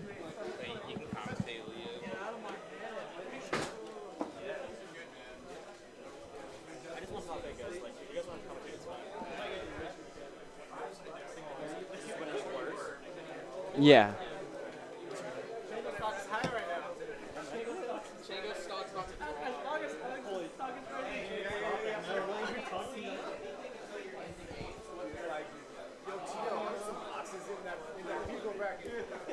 Actually, I'm gonna go warm up.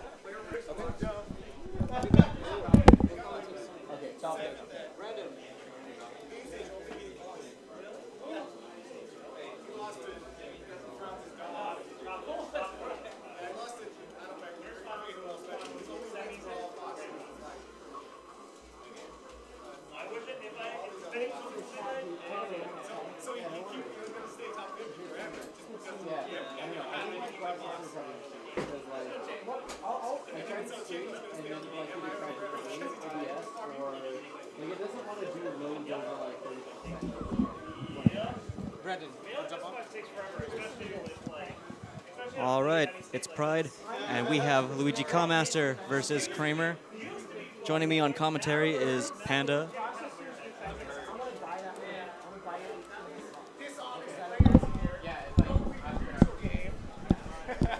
Say whatever you want, man. I'm sick. Such a bully. You should.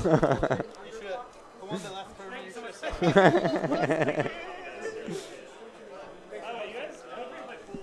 Did you grime him outside the neutral game? I don't think so. I feel like you're an honest player. Me too. Just play this honest character. Hey, man.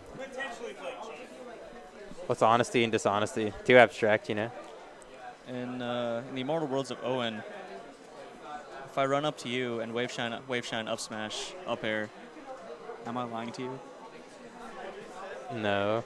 Because Fox is an honest character. Am I going to play Kramer? Maybe. So Kramer's been like really hot lately.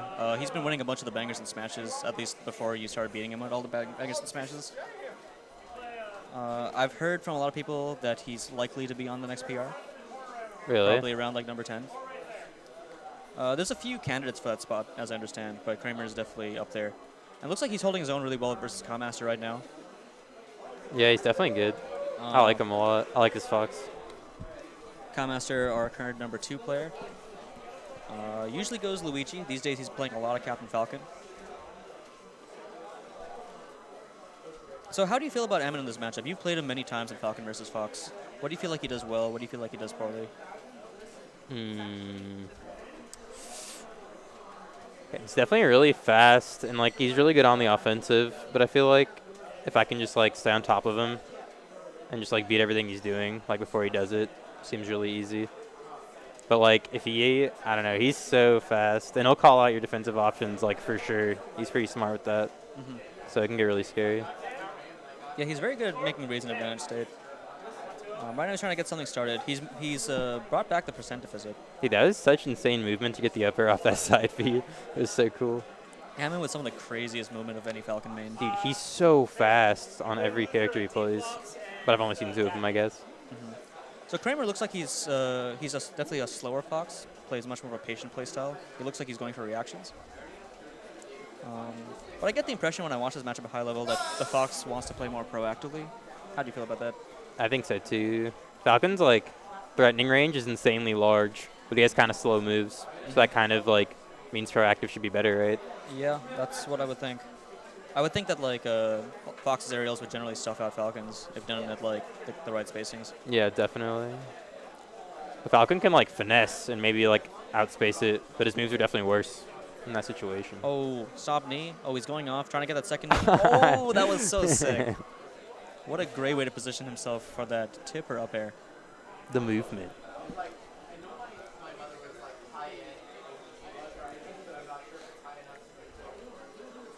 Falcons usually ban FD in this matchup? It's just a huge preference thing, I think. Looks like we're going to Yoshi's. Traditionally considered was a crazy stock. Typically considered not a great Falcon stage, but Ammon loves this stage. Yeah. Partially because the triplats are really good for his movement. Ammon really good with the edge cancels and wavelands. They're a big part of how he approaches the neutral game. That was true. Awkward. Yeah, that was pretty and sad. Unfortunate. At least makes up for the insta explosion first stock, so the momentum's kind of nice and even. That's true. But I feel like Ammon's down to go here game 1 usually, so it's kind of funny that they ended up going here on Kramer's counter pick. That's true. I assume Ammon does seem like the type who, if someone asks if he wants to go Battlefield game 1, he'll just do it. So I wonder if that was what happened here. Yeah, I mean, as Fox, I don't want to go to Battlefield. Well, maybe on this set rules, though, because Frozen Stadium's actually pretty good for Falcon. That's true. Frozen Stadium is really good for Falcon. It's kind of annoying. It's like but FD it's without okay. like the downsides, really. Yeah, I think it's actually really good for him. And the weird ledges, obviously, are better for him than it is for Fox. Yeah, that's true. I mean, the reality is Fox probably wins pretty heavily on all of these stages. Yeah, this matchup's pretty easy. And really good for Fox at the same time. Oh, some Foxes hate it, but I like it a lot. That was a nice edge guard by Ammon. going for the Armada back air. Oh, this is big damage. Everyone talks about the Armada Shine, but no one ever talks about the fact that once the Armada Shine was created, everyone else was able to edgeguard more effectively too. Yeah, Everyone else movement. just did the same trick with their other hitboxes. Yeah, everyone else is like, wow, these Fox Mains are so dumb. They don't even do this until Armada plays them. It's like, you guys didn't do this on your characters either. I thought. Yeah, no, I even like Mutaking, I don't remember him doing that with Marth vs. Fox or Sheik vs. Fox, even though they're pretty easy to go for. And styling on him. Kind of sad. Great catch on the roll-in with that knee. And that'll be the set. That was fast. Good games to both of them. Kramer shaking his head. He says he beat his Falcon last time. All right, do we have winner semis coming up, or are we switching to losers? I'm down to play right away if we can. That'll be hype. Where are you in bracket? Winner semis against the Ammon.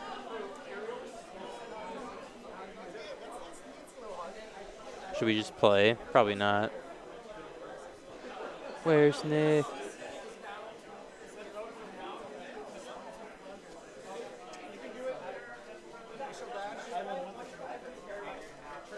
Oh, is Chango playing? Alejandro?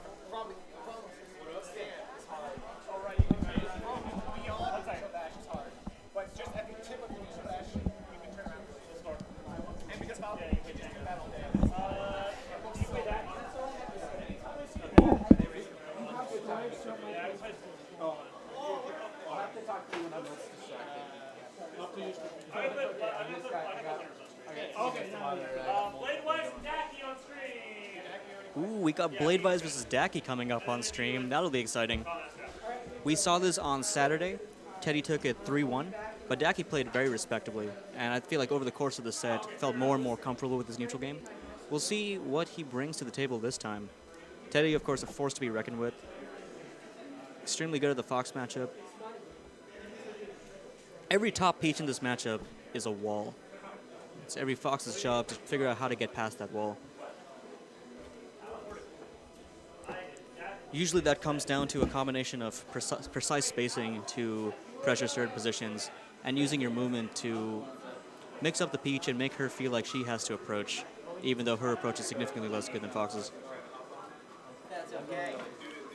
Where Peach can very easily stuff Fox's approaches. All right, we got Teddy versus level 9 or maybe level 1 Fox. Tough matchup for any Peach.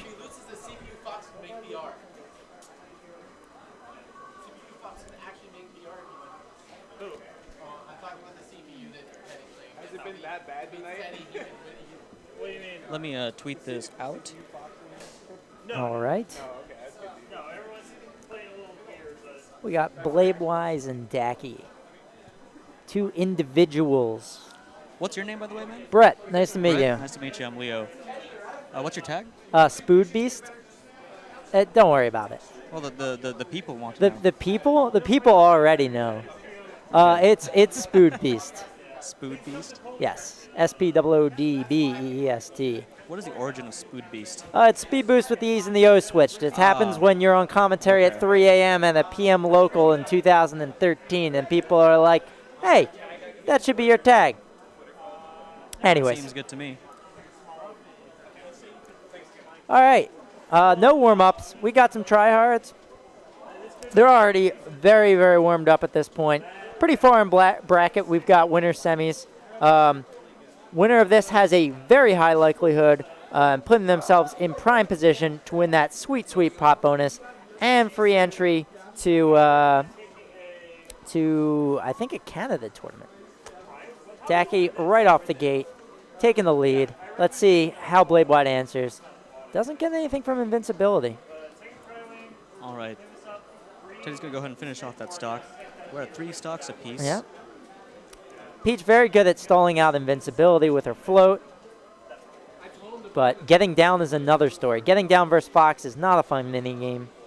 Daki doing a great job chasing Peach there. Yep. Not overextending. Huge, huge deal not overextending because you can eat a nasty punish. And it's really hard to know in this matchup when you're overextending or not because Peach's hitboxes, especially in the air, are really, really fast. Mm-hmm. And there's a couple ways to play and around that. they trade really well. Even at this percent, unless you're trading with up smash or something, it can be pretty beneficial. So you either have to know that Peach is in a position where she has to sort of retreat and not put a hitbox out, or you need to get a read, or you need to space really, really well to beat the nairs flat out or the back airs. I like that option coverage. Not the sickest punish in the world. No doing anything fancy like your double jump, no impact land, or whatever you want to call it with Peach to chase onto the platforms. Just a simple dash dance, covered the tech both directions, and got the nair from Bladewise there. Oh! Ooh, we got the reverse soft bear. Yep. Classic combo extension by Peach. Oh, he misses the ledge dash. He's going to get punished for that neutral get up. Yep. Peach doesn't have to work very hard. Ooh! Fox has infinite recovery. Bladewise daydreaming the Europe over there, protecting against the power recovery. That spacing on the bear was really nice. It put him out of grab range, and yet he still got pressured to death from that nair. Certainly. Now, there's a couple key moves that Peach looks for at 0%. Fair has a nice property of knocking down at 0 or close to 0 versus Fox, which means it's going to be one of the main approach tools until he gets him at dash attack %. There you go. But Peach has a number of low % tools. The problem is getting in a position to use them safely. Absolutely. Nice crouch cancel dash attack there. In general, Peach, while crouch canceling is very important in the Peach matchup, and people often overstate the importance of, for example, Peach's down smash versus crouch cancel, etc. Peach is a harder character to crouch cancel than many. It is important to crouch cancel the right moves at the right time, but certain moves are very hard to crouch cancel. So like strong dash attack will pretty much beat out crouch cancel. Float cancel aerials are often safe against crouch cancel. Of course, crouch canceling is pretty safe against the float cancel aerials too, but you can often get a poke into retreat if your spacing is good. Peach gets a lot off grab in this matchup. There are a lot of anti-crouch cancel tech. He's got the dot eye. That's going to be threatening for Daki, this final stock. Daki's going to look to use laser and drill to get up some %. Daki in the corner, trying to get there out. we go. Ooh, nice drill full shine. Drill. Ooh, see, the ASDI down is normally pretty good against things like up smash, but the problem with up tilt is it comes out so quick that Fox can just continue to punish. Ooh, that was a beautiful edge guard. So that ASDI down, in theory, should be an Umps attack instead, right? Like, you can Umps attack in that position. I don't think you can Umps attack up tilt in that position. I think you can Umps attack any situation in which you get knocked down. Because the knockdown is a tech. Yeah, I guess that, yeah, you're right. It's just a harder timing, it seems. Like, when I deal with Fox, I can ASDI down tech up smash a whole lot easier than up tilt. Okay, we're going back to Battlefield. Bladewise finding his way out of the corner, but Daki makes him pay for it. Nice drill on that platform. Yeah. Forces the mistech reset, and he was able to capitalize with that up smash. That drill on platform is kind of sketchy because you can SDI out of it, but... who won game 1? Bladewise did. But if you are clever with your drift and you make it hard for them to predict how your drill is moving toward them, it can be hard for them to SDI properly, and you can get that mistech reset. Certainly. And as Fox, you can often cover options as long as you're not throwing out laggy things. So, you know, even if they get out of your drill a little early and they're in knockdown, they don't have the full length to go all the time because of the platform. So they might not be able to roll away in time. Go, Daki looking hot this game. He's gotten hit a few times here, but every single time he was able to use the correct defensive tool to get out of a much bigger punish. He took a stray hit and managed to return to neutral. Certainly. But that will be the edge guard, and we're at 3 stocks to 2. Really hard to bring it back as Peach, just because Fox, if he's disciplined, can make Peach come to him with the lead. And that's where things get dangerous. Yes and no. While it's true that Fox probably has stronger neutral game tools with the lead than Peach does, having a stronger punish game overall can be huge for comeback factor. For example, if Fox was the one who was behind, it would be much harder for him to make the comeback than for Peach, because he often has to win neutral many more times, while himself not giving up, for example, unforced openings. Certainly, it's definitely more difficult to approach Peach than vice versa, but Fox also unlocks laser, and on this stage, platforms work really well. People forget how high up top platform is on this stage. It's nearly the same height as Dreamland, and so it's very tough as Peach to cover. It's actually higher than Dreamland. You mean the top platform or the, the side? the top platform. Yeah, the top platform is the highest. Oh, top platform. yeah, it's the side platforms that aren't as high as Dreamland. So what that does is it unlocks a lot of circle camping options. If you want to escape pressure versus Peach, she has to hard read it or go for some up B shenanigans a lot of the time. One thing she can do against top platform camping is doing some turnip camping herself, which is not the safest. Fox is very fast at coming down and threatening her when she does that. But she does have some counterplay in that scenario as a result of the turnip camping. Certainly, you can definitely, from a safe distance on their platform, either fake the turnip pull and approach, or get real turnip pulls, and that's a mix-up game that can be dangerous for Fox. Peach is one of those characters where, so most characters in this game, they don't benefit that much from just having look at this raw pressure. time. But Peach does because of the RNG factor on her turnips. Like, turnip goes from having an expected value of being, it's a decent projectile, to having an expected value of being a Stitch Face or a bomb when you give her the time to pluck. Definitely. All right, Teddy's going to get the grab. Let's see how he capitalizes. Daki, so I like that. Daki DI'd in so that the Nair would not kill him. But I guess by landing on platform, he put himself in the perfect position to get down smashed. Yep, Blade-wise, I think used the double jump, which causes you to dip slightly at the start of it. And what that allows him to do is quickly land on the platform. A lot of times you'll see that in the grab, Teddy using it to down smash, which was a good idea, especially facing away as it sent Fox off stage for the kill. Teddy currently playing very passively. Shielding in the corner, not approaching center stage much, not trying to go for raw approaches much. Well, you only need to win one neutral at that point, right? And the onus is on the Fox. The pressure is on the Fox as the one not to blow it. And a lot of times... Fox was the one in the lead in that situation. Yes, but the Fox has more pressure, in my opinion, in that situation because until he realizes that he could just sit back and be patient, Fox is just nervous. Like, it's the not blow it game that you see Spaceys constantly have to make sure their tech is clean to prevent with one stock apiece versus a floaty. Daki doing a great job suffocating Teddy when he's in these disadvantaged positions, but one bad option on shield will get him grabbed, almost gets him edge guarded, but Daki shortened will get him back to ledge. Yeah. Nice up air to shark that side platform. I believe that was a shield poke. I couldn't tell if it was a shield poke or if Teddy just released his shield a bit early. But nice up air, and that would have been safe even if Teddy had held shield and it hadn't poked. Daki controlling center stage. Because Peach isn't the fastest character out on the gate, a lot of times she has to guess what float height to use to predict recoveries when they head out there.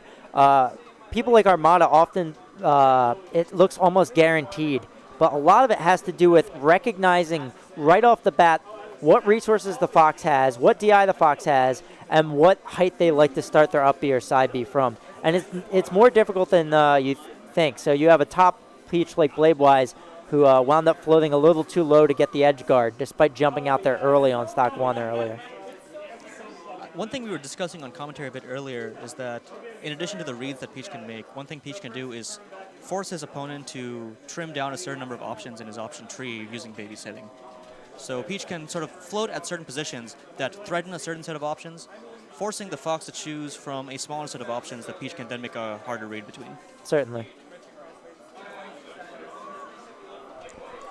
I think a common case where you see this is that Peach will go float in front of the ledge to cover the recovery 2 ledge, and then when the Firefox is launched, she'll do a double jump to the position where she actually thinks the Fox will recover to and get the edge guard there.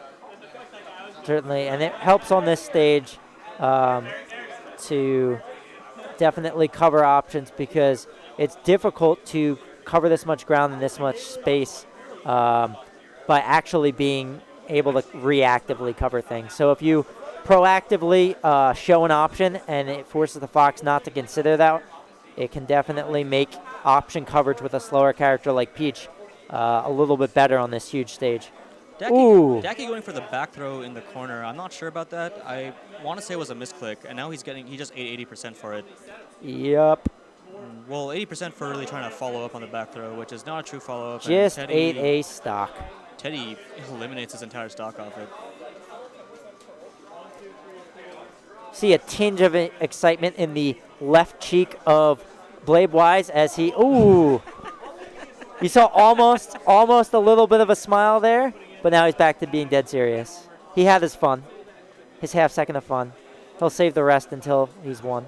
So, in an absence of platforms, Peach's up throw has a really strong combo starter on Fox, but these platforms do make it tricky sometimes. Daki was able to recover to the platform there from that up throw, and Teddy did not get anything off Yep. it. Ooh, look at those nairs. Those perfectly spaced Oh. in. His grab extended him into that hitbox, dude. Like, his sprite was nowhere near that thing. It happens. Both of them playing hella patient. Oh, Teddy with the commitment. See, Jumps in Nair with is the one of Nair, those and things that'll do it. where it doesn't seem that strong if you DI it the right way. If you DI Nair the wrong way, it just looks like the strongest fucking move ever. All right, I'm done with serious commentary. Felt like I should have definitely done some round 1 winners or round 1 losers commentary. That's about how many beers deep I am. I So thought your commentary was pretty good, dude. yeah, I don't like analytical commentary, especially on matchups I don't know. You don't like analytical commentary. Your entire style has been analytical. I'm Yes, surprised to because hear you say that. it's because I'm adapting to the fact that we are dealing with winners semis of a stacked tournament. Well, Again, that's Melee why is all about adaptation. I was waiting for pools. You know, I would get round 1 pools. I would play. I would do my cheese. Round 2 pools come up. I'm not in those, and then I would hit commentary. Okay, this one I can commentate. All right, we got a Fox Ditto, and they start on FD because neither of them like this game. They rather just play a mini game called Grab the Fox. And I bet you that Panda's going to be better at Grab the Fox just because he's pretty good at this game. That said, Julius Caesar has some pretty nice wins and has gotten pretty far in this bracket already. So I wouldn't be surprised if he gave Panda a little bit of a fight. Panda is exceptional at this matchup. Yes. So Panda and Daki play a lot, Mhm. and I think these days Panda and Alex play a lot. So Brandon gets a Ooh. ton of experience in this matchup. What? Yeah, Panda's mainly a Dr. Mario / Falco / whoever, what character you hate the most main. But, you know, occasionally he'll bring out the Fox. Oh, Kamaster? Oh, yeah, Kamaster's on the stream. So is this just a warm-up? This isn't tournament, right? Oh, this is a warm-up? Because I was going to say Fair enough. that Panda Kamaster Okay. is a more likely option for semis. All right, so I can commentate Panda Kamaster, especially if Kamaster decides to go Luigi, which he should. I suspect he'll try both. So, okay, We'll see. let's add some context here. The last tournament that I saw these guys play at was Diamond in the Puff 1. Okay. Where Panda... I love Ammon, but Panda kind of destroyed him. Like, I'm going to be real. Gotcha. Panda kind of obliterated him, my dude. So- and I really want to see what kinds of adaptations Sure. Ammon is going to make. Panda... So, more context. Panda is exceptional at the Falcon matchup. I think Falcon is his best matchup. Gotcha. When he was living in Florida, he lived with Gatsu and practiced against Gatsu. That'll very do it. frequently. He has that matchup down to a T. He's very good at understanding which spots he needs to play to pressure the Falcon. Gotcha. Because that's how Fox wins this matchup. Falcon, Falcon covers a lot of space, Yep. but has a lot of slow options close to his body. Certainly. Versus Luigi, Panda is pretty darn good. Honestly, I don't like his options when he gets hit onto a platform. It can get really predictable. I've been able to get 0 to deaths against his platform options on multiple occasions, whereas sometimes you can react to Luigi's commitments with his options and play a reactionary game on platform, and it works really well. Do you play Luigi? Yes. Ah, okay. So I played Panda numerous occasions. I've taken games versus Fox once, but last time he went Falco and kind of bodied me because I suck versus Falco. So I can commentate this. All right. Honestly, like, if Ammon does have some adaptation plan with Luigi, I could totally expect Panda Well, to right now pull he's off in bird. trouble. So on this stage, a lot of Foxes, because of the small amount of stage, and because you can get caught off those side platforms without a jump as Luigi sometimes, they'll go for the shine cheese. And if you're not ready to fast fall the ledge, you can eat a very early kill, like Kamaster did. All right. So Commaster at low percents really needs to look for a grab. His down smash, there we go. His down smash will now start to knock down so he can get his bread and butter. But at low percents, you don't have a whole lot of options. And Panda knows that and is willing to punish things like a smash attack. Back airs are really good. He's getting a little impatient with the down smash. You got to wait a little bit timing-wise, and then you can definitely cover that, unless they miss tech. I really appreciate, so Panda went for the Silent Wolf there, which is essentially you immediately side B after Shining, and it's one of the few true connections you get. And if you're a baller, you ledge cancel it. Yeah, so most Foxes against heavies will go for a wave shine into a grab or an up Yep. smash, but because Luigi slides so far, those aren't options in this matchup. That was a nice escape from pressure by Commaster. You let Shield DI carry you just far enough away that the Fox can't technically follow up, and if he tries to extend, you do a fadeaway aerial. You can also do Light Shield to go further away, but then you have more shield stun. Oh, he goes for the raw side B approach. Oh, nice. Which, while not great in most matchups, in this matchup, it does cover wave dash in. Oh, so Commaster really tried to prevent the ledge tech by doing a short hop and doing a later dare, but it's very tough to predict the angle, and in which case the timing. Oh, so that's another unfortunate thing. Downward angled F tilt, or the daft, if you will, has no knockback as Luigi, and so as long as the Fox is ready for it and like immediately up Bs, it can like just ruin an edge guard situation. Is it purely cheese, or are there legitimate situations where you I use it to save teammates. Oh, he gets the slide carry. Well, in this matchup, Hold on 1 second. There we go. That's it. Oh, no. Oh, no! No, Ammon! Oh, no! Ammon! Oh, my God. Could have even edgehogged it earlier. What the hell? You guys gotta see what happens. Ammon trying to get that tax deduction by saving an endangered species. The entire venue is up in arms right now. They are angry, straight up angry with Ammon right now. Dude, Ammon almost had that. That's Luigi's punish game for you. Really, most characters' punish game against Fox. You get Well, the one opening, problem you is really in that convert. stage, sometimes you second guess yourself because they can ride walls and stuff, but at that point it was checkmate.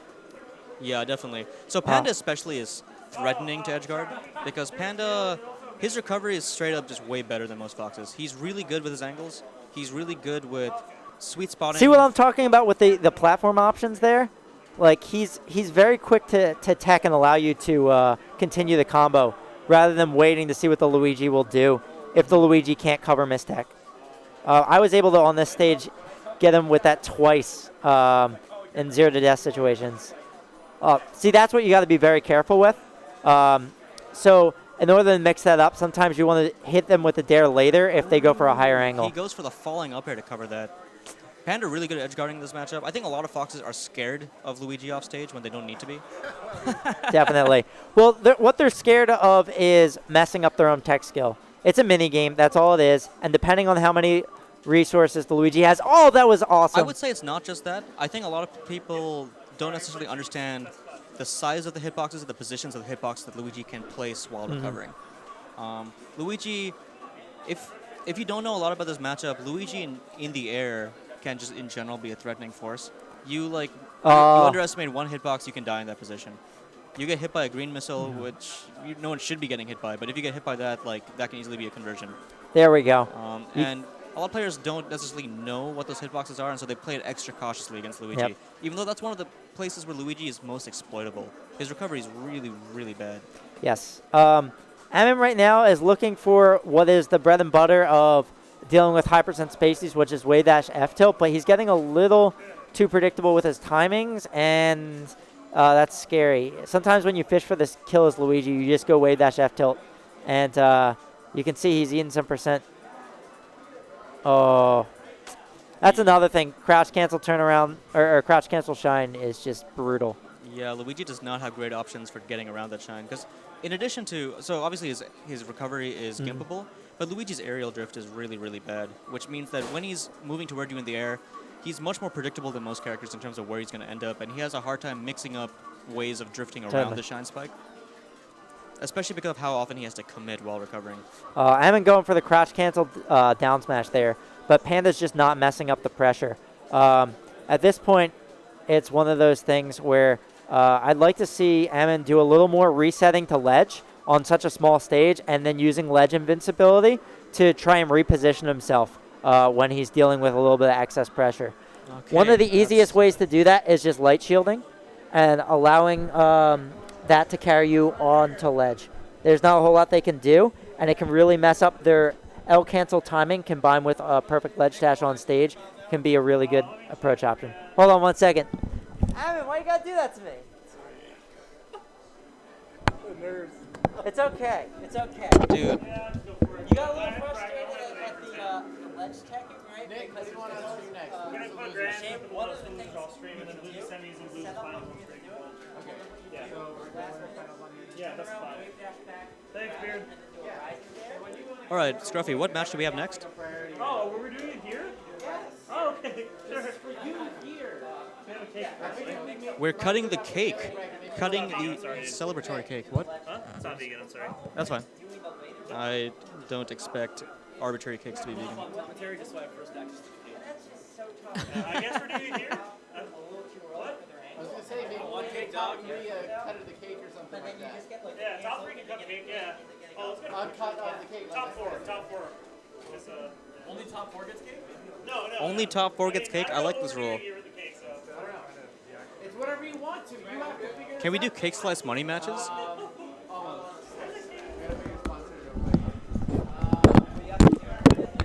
Beater. I'm back. I'm out. I played really well, but good people, you know? No, I feel it. As long as you feel good about your own play, you feel like you're improving, that's all you can really ask for. People have absurd punish games. Yes. Yes, they do. Melee is a very punishing game. Speaking of punish game, Panda. I think Panda is on a fast track to #1. He's won this. He hasn't won this. He won Diamond in the Puff 2 and 1. I mean, I don't know if he's on a I feel like he just is the best player right now in Washington. Yeah, he's He's beaten Teddy, what, 4 of the last 6 times they played? I think. Well, even in the sets he's lost, it's wound up with him winning the tournament no matter what. Like a reset, sure. Yeah. But so, still. So in both Diamond and the Puffs, he beat Teddy 2 out of 3 sets. So there you go. So I feel like it's pretty decisive at this point that Brandon is the best. God unless damn. Teddy Why can don't I beat just him do in this that? tournament. Why don't I just Shine Spike? I always think I'm going to do it, and then I'm like, he's going to nair. No. Well, because they can nair, and it's really scary for Fox that they do. Yeah. More importantly, they can fair. But I think at low percents it's probably okay. Crouch cancel down smash, the special. Turnaround fair. One of the things I like about Panda. Oh my God! Teddy No. with the short dash forward, scaring all of us. Yeah. One of the things I like about Panda is that he will put himself in terrible situations and then find a way to scrap out and come out on top. Like that Shine turnaround fair. That random edge cancel Dale. Really crazy. That was an edge cancel dare. That drill came out of nowhere. There's no way Teddy expected that. None of us expected that. But he converted it. I don't even think Panda knows what's going to happen next. I mean, that's what they say about Mango, so there you go. Yeah, I mean, so I've said this on commentary before. I really do think Panda reminds me a lot of Mango.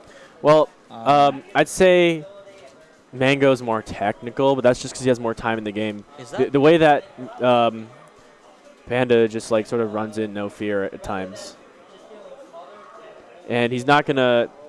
I've never seen him camp. How do you feel that Mango's more technical? I feel like Mango. He has, I'd say, just more general mastery with spacing. The way that he drifts around shields feels unfair. It's like he's playing Puff, but it's every character.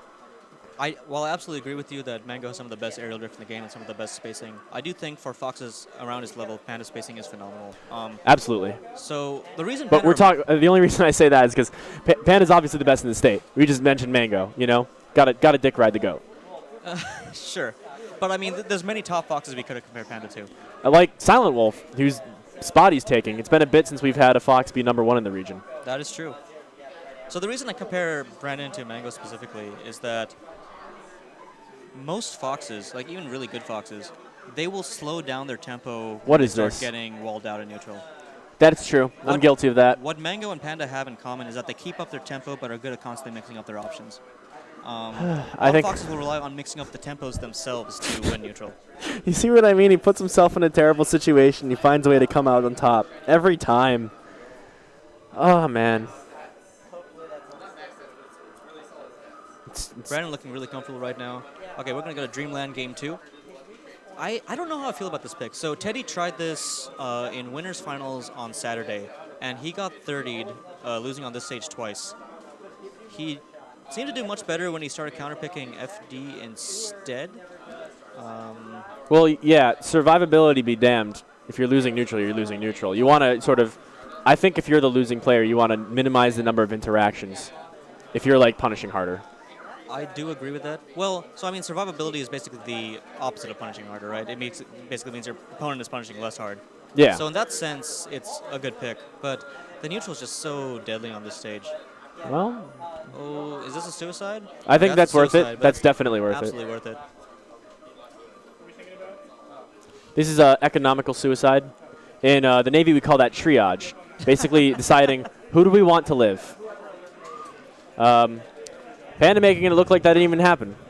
They said, oh, we SD'd twice, 2 homie stocks. Yeah, Panda really likes going for those like very safe shine spikes that barely require him to commit vertically. Well, and, it's like if they work out, then that's a free stock, right? He's strong enough edge guarding that you legitimately don't know when it's coming out, just because he has really good at all the other things. So it's like it's not like he's relying on it. Oh, nice back air to catch that jump. That was a read. Only Bladewise could have expected that. Well, I'm sure Teddy didn't expect the laser, but catching that jump there was a really good read. I agree. Down smash to the platform. Good SDI to only get hit by 2. That's the traditional, like, you're going to eat 60 if you're just holding nothing or you're holding out. Good pressure by Brandon. Yeah, this is another one. Teddy's shield looked like an M&M, but yeah, that'll be it. Another suicide kill by Teddy will take it. Teddy kind of had the lead that whole game and was able to, like, just take these trades all the way. From, like, once he got that initial stock lead, 2 suicide kills is really, really brutal. Okay, we're going to Stadium. This is usually Fox's counterpick in this matchup. Lots of space for him to run and gun. And low ceiling means that up smash and up air will kill particularly early. Peach tends to kill more horizontally, and having so much stage to work with means that Peach sometimes has to work really hard to push Fox all the way to the edge. Agreed. But Fox is off stage now.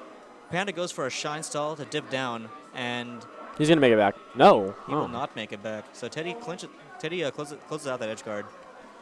Only 57%. That's honestly not that high for Peach. Ooh, look at these fairs. So fair is something that Foxes didn't really used to do that much at this matchup. Agreed. But in the last couple of years, they've been fairing a lot more. Fair, kind of a weird move, but it's Fox's best hitbox for covering someone who is in front and above him. It's got that nice diagonal angle that most of his hitboxes lack. Agree. It's not quite as good as Falco's fair for doing this, but it gets the job done. And as we saw, Panda used it to great effect to cover these platforms. The fair is, I think, not underutilized because clearly people. Oh my God! By the way, that was a running jump cancel shine to continue that wave dash. That's so sick. Panda's insane. But as I was saying, fair also has a lot of great use as a combo continuer at higher percents. Like if you know that you can't get a soft hit in air because they're too close to you, and a hard hit in air is just going to push them off stage, the forward air will pop them up for a typical up smash or a back air. You know, it's another example of how Fox just has the most tools. Like certain characters in certain spots are forced to use tools that don't work as well as other ones in certain situations because they don't have access to them. Fox has access to like almost everything at all times. That was a crazy conversion right there. Yeah. Setting up the stitch. So I don't know if you saw. So what Brandon like kind of just shined in place because he was expecting the stitch. So Teddy just did a single hit into stitch, and that got Fox off stage into a prime position to just end the stock. Agreed. There is people complain about Stitch. It's honestly, the more and more I play Peach, it's just rare. Like, it's not that much of a factor. So the fact that he converted all that, I honestly didn't even see the Stitch have much of a factor. Drill Shine. Good SDI from Teddy. You know, at the end of the day, if the Fox is perfect, he's going to get the Wave Shine every time. But you can make it harder. You can make it so that they have to adjust their distance. You know, good awareness. All those years playing Silent Wolf, probably. Yeah, it's really hard for Fox to react during the wave shines. Panda is particularly good at it. Both Jesus. Panda and Daki are quite good at it, actually. But Brandon grinds it a lot, I think. I assume So Brandon's really good at the Falcon matchup, and I assume that the Wave Shines act similarly in this matchup, but are probably even easier. Oh, look at that weak dash attack. Popping Dash Fox attack. out just correct position for that up smash. You know, typically you see a Fox doing dash attack up smash. That's true. That's true. But soft hit, you know, that's one of the beautiful things about seeing other top level players that aren't Armada. The traditional Peach advice is just do what Armada does. Armada does soft hit nair every single time after that soft hit dash attack. But you know, up smash wound up working out, and I think it was the better option. Yeah, I mean, in that position, up smash will kill. Right? Yeah. Whereas at most percents, that's not going to kill, but a nair is going to put Fox at like the ideal place to set up an edge guard. Agreed. Well, you would come with a soft nair to hard hit, and then edge guard him from there probably. One of the things I've noticed about Panda, in your Mango comparison especially, is that he never is really cornered. Yes. Like, he just knows how to get out.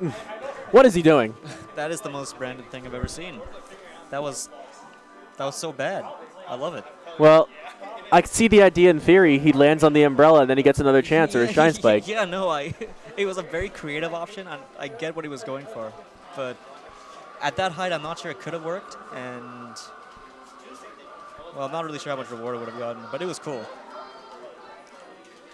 Last call for drinks. Brandon loves those invisible shines. Again, the Firefox. At least he didn't kill himself this time. All right, Swanton Bomb will take it. He's doing the turnaround Molten Shines. So that's how you know he's serious. Blends him into the next dimension. So straight into the, what's it called?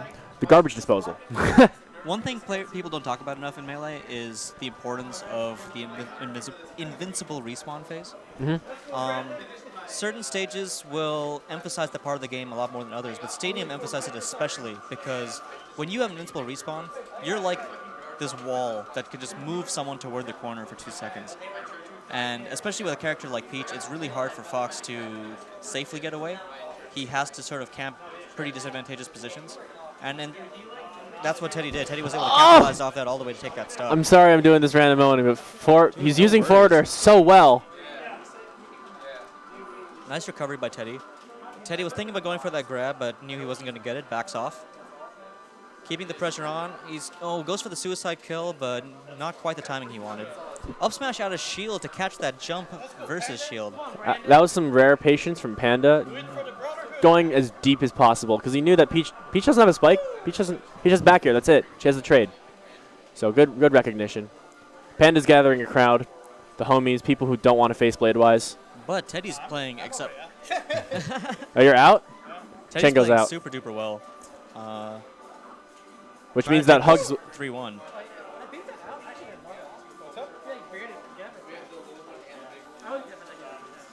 Brandon on winner's side stock right now. Ooh, gets an edge cancel back air.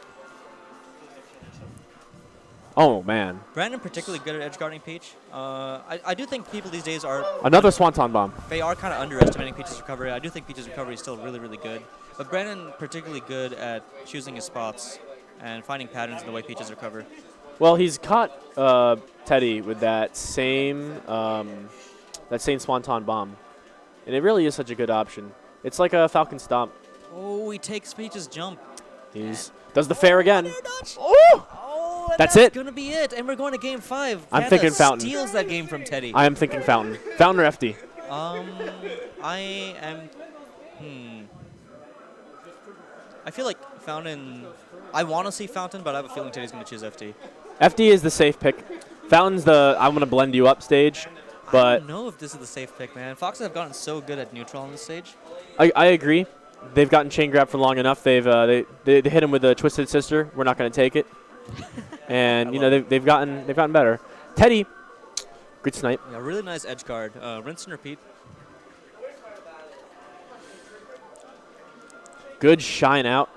Oh, that looks sketch.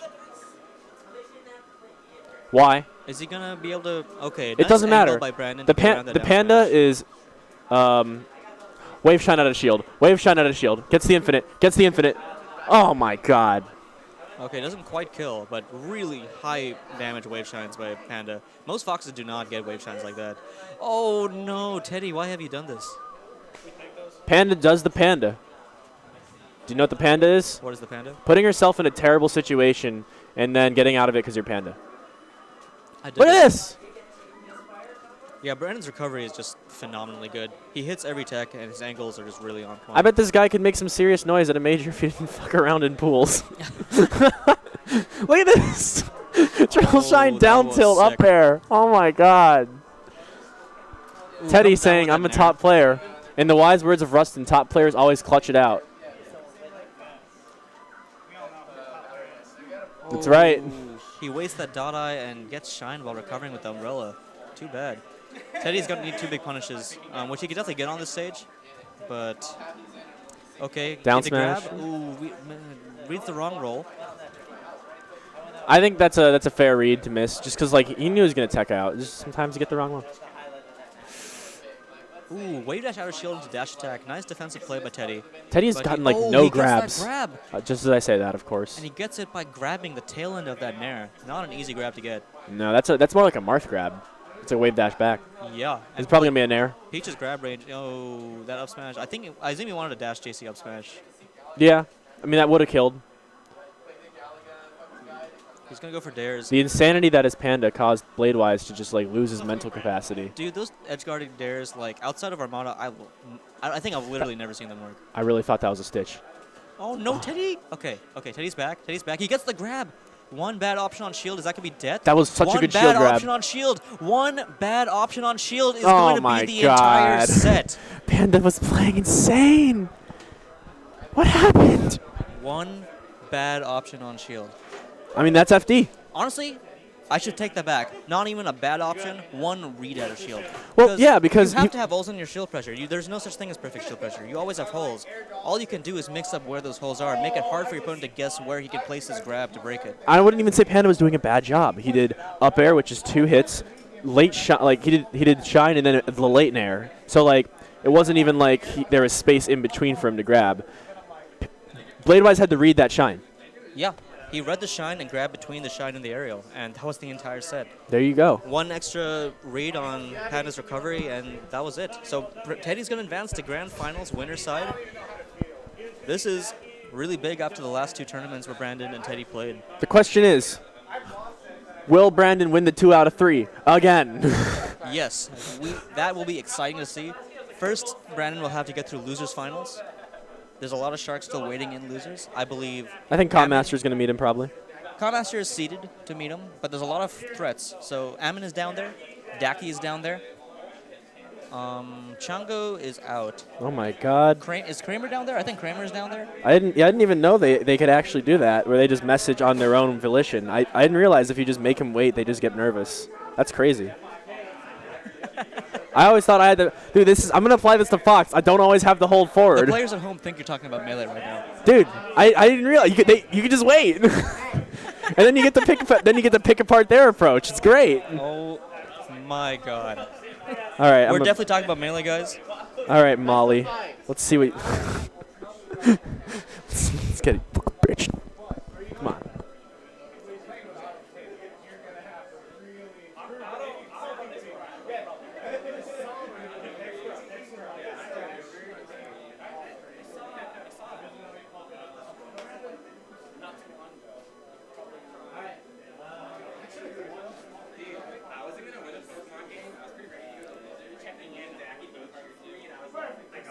Fuck you guys. Okay, is this losers semis? Oh, did we not have losers quarters on stream? That's too bad. Okay, we got losers semis, best of 5. Ammon versus Daki. This should be a really fun set. I believe Ammon is generally slightly favored, but Daki's definitely taken sets. You gotta find ego boosts where you can. Anyway, best of 5. Daki, Commaster. Commaster's Falcon wasn't looking too bad today, but Daki's definitely earned the Luigi. I don't know. I wouldn't say put it that way, right? Like, Falcon isn't some gatekeeper option for Ammon, right? I feel like a part of it is just he likes Falcon. Part of it's that. Part of it is that he feels some people have the Luigi matchup figured out. Like, for him, it's very much about, like, I think his fundamentals with Luigi are probably better, and I think he knows that too. But there are some players who are just much better versus Luigi than Falcon because Luigi is kind of bad. Marth, for example, I think he developed his Falcon partially for Iceman. Yes. Oh my That is God. definitely true. Ammon often talks about how good Evan is at the Luigi matchup. Give him 10 years, and I can imagine that. Right? Nice shines by Daki. Daki is on the Man, verge of talking. This matchup sucks. A top 100 player. Don't get. So the lesson is don't get ranked, because then you're fodder for everybody else's resume. Let's be real. Daki is a top 100 player. Daki, I don't know if he Panda. goes- I don't know if he goes to majors much, but like he really should be a top 100 player. I mean, he has the wins. People have gotten top 100 ranked over Orts wins. Dude, I'm not even sure what to say about the set. Fox is doing Fox things, and Luigi has no disadvantage state that is worth talking about. So that happened. I Evan's gonna almost. switch to I'll Falcon. put it this way. Daki is at least is much better than me. I almost made the 4-stock comeback against Masters Luigi. If you know the holes in the matchup, you can make their lives hell, even if they are better than you. I 100% believe that Daki's much better than you. Yeah. Daki's much better than me too. I mean, he's not that much better. But I mean, fourth place and 13th place is a big gap. Is this the place for you to? I'm kidding. I did fine today, but Daki's a god, and he's demonstrating that by viciously 11%. 11%. I was 100% sure Ammon was going to switch to Falcon, and I'm pretty sure Game 3 he will switch to Falcon. I mean, traditionally, this is. I don't know why Ammon went here. Like, this is a Fox counterpick against Luigi. Is that true? In my opinion, you don't have platform mobility. You don't have security against the full hops. Ammon likes the chain grab. I think that's part of why he went here. What grabs has he got? It's 19%. What grabs are happening? Well, okay. I mean, Ammon has not won Jesus neutral. Christ. Okay. 19%. Is he going to get the freshman? Not too worried. Damn, am I gonna beat Daki? Okay, let's not count Ammon out. Ammon's very good, but Daki's too.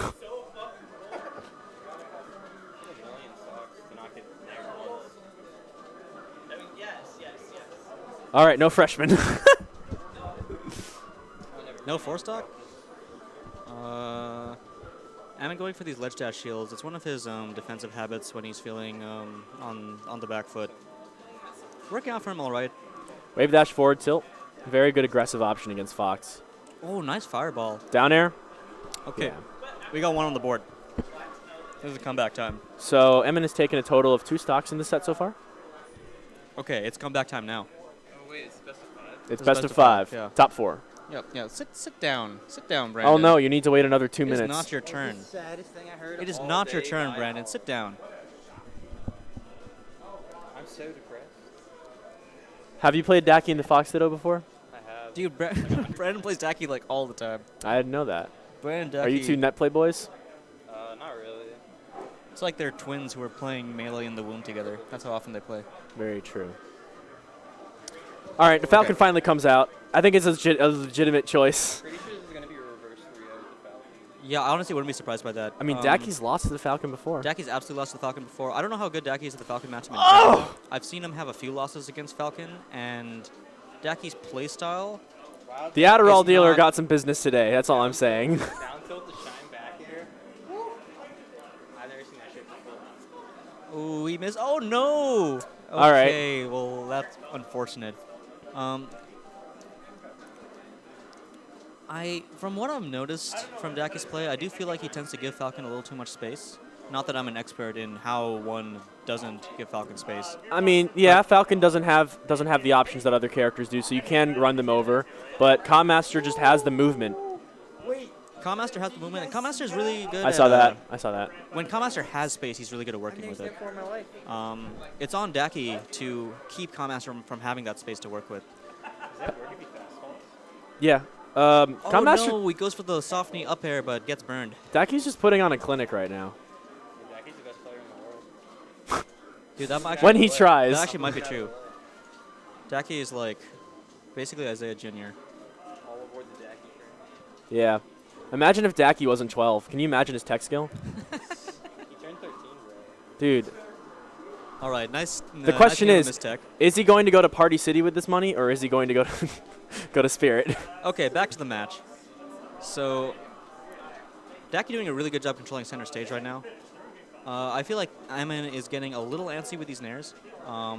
Sometimes getting... Oh, but nice conversion of that back. He wanted that double knee. He jumped back because he didn't think he would get it. I feel like he could have gotten that edge guard, but it's scary to edge guard Fox in that position if you don't have a secure sense of the fire timing. Okay, he gets that knee off the missed tech. Is he going to continue? Up air, knee. Classic. We got one stock apiece. This is Amin's chance to get one on the board. It's even Steven Seagal. Tournament winner's up. Tournament winner, not always a bad option. Yeah, honestly, for Falcon and at 0%, I'm not that concerned about tournament winners.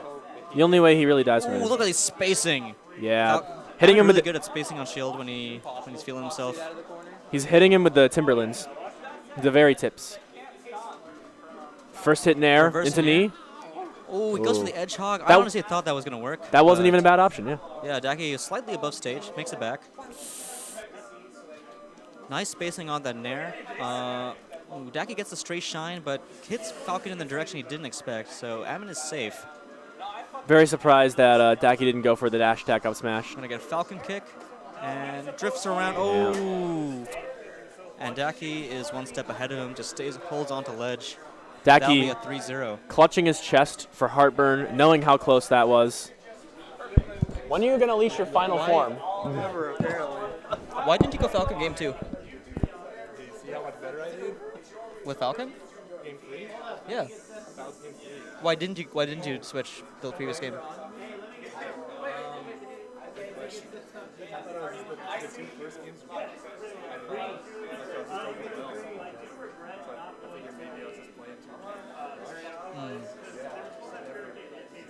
Gotcha. Yeah, I'm starting to reconsider my thoughts on the Fox Luigi matchup. It's looking pretty rough. But I mean, how's the Falcon feeling for you? How's the Falcon feeling for you these days? Okay. As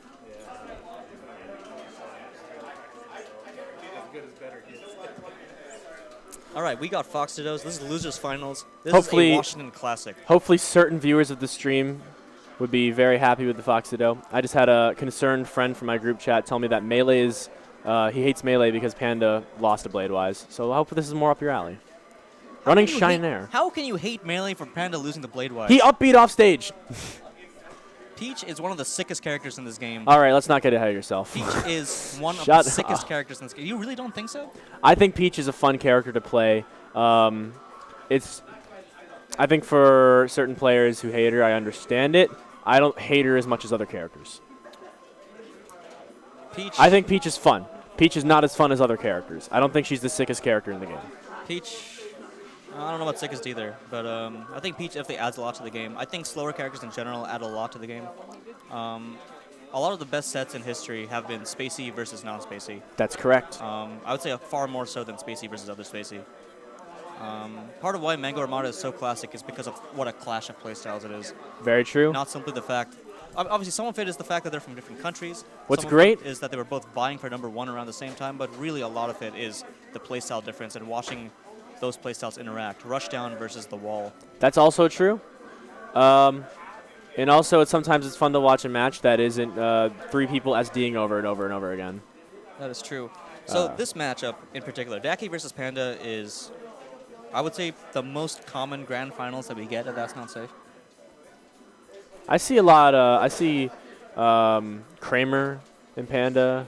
I see a lot. Oh, Chief versus Panda too. Chief is a common attender. I dig it. Both these Foxes, they really respect each other. I think they've taken things from each other's playstyles for themselves. Oh yeah.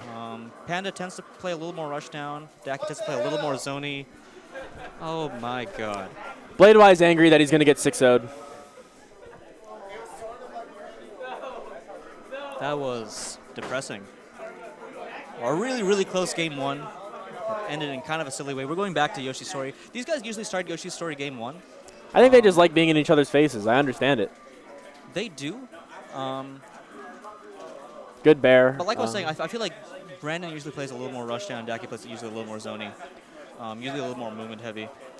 Daki's definitely a dash dancer for sure. Ooh, nice pressure in the corner. Brandon makes it out. Jab shine. Tests him out, gets what he wants.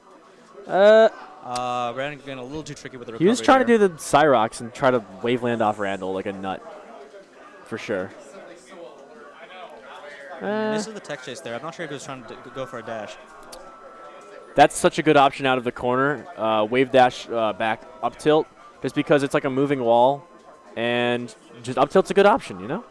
I will say that probably more than any other matchup in Washington, this match right here really demonstrates how beautiful the movement of Melee is.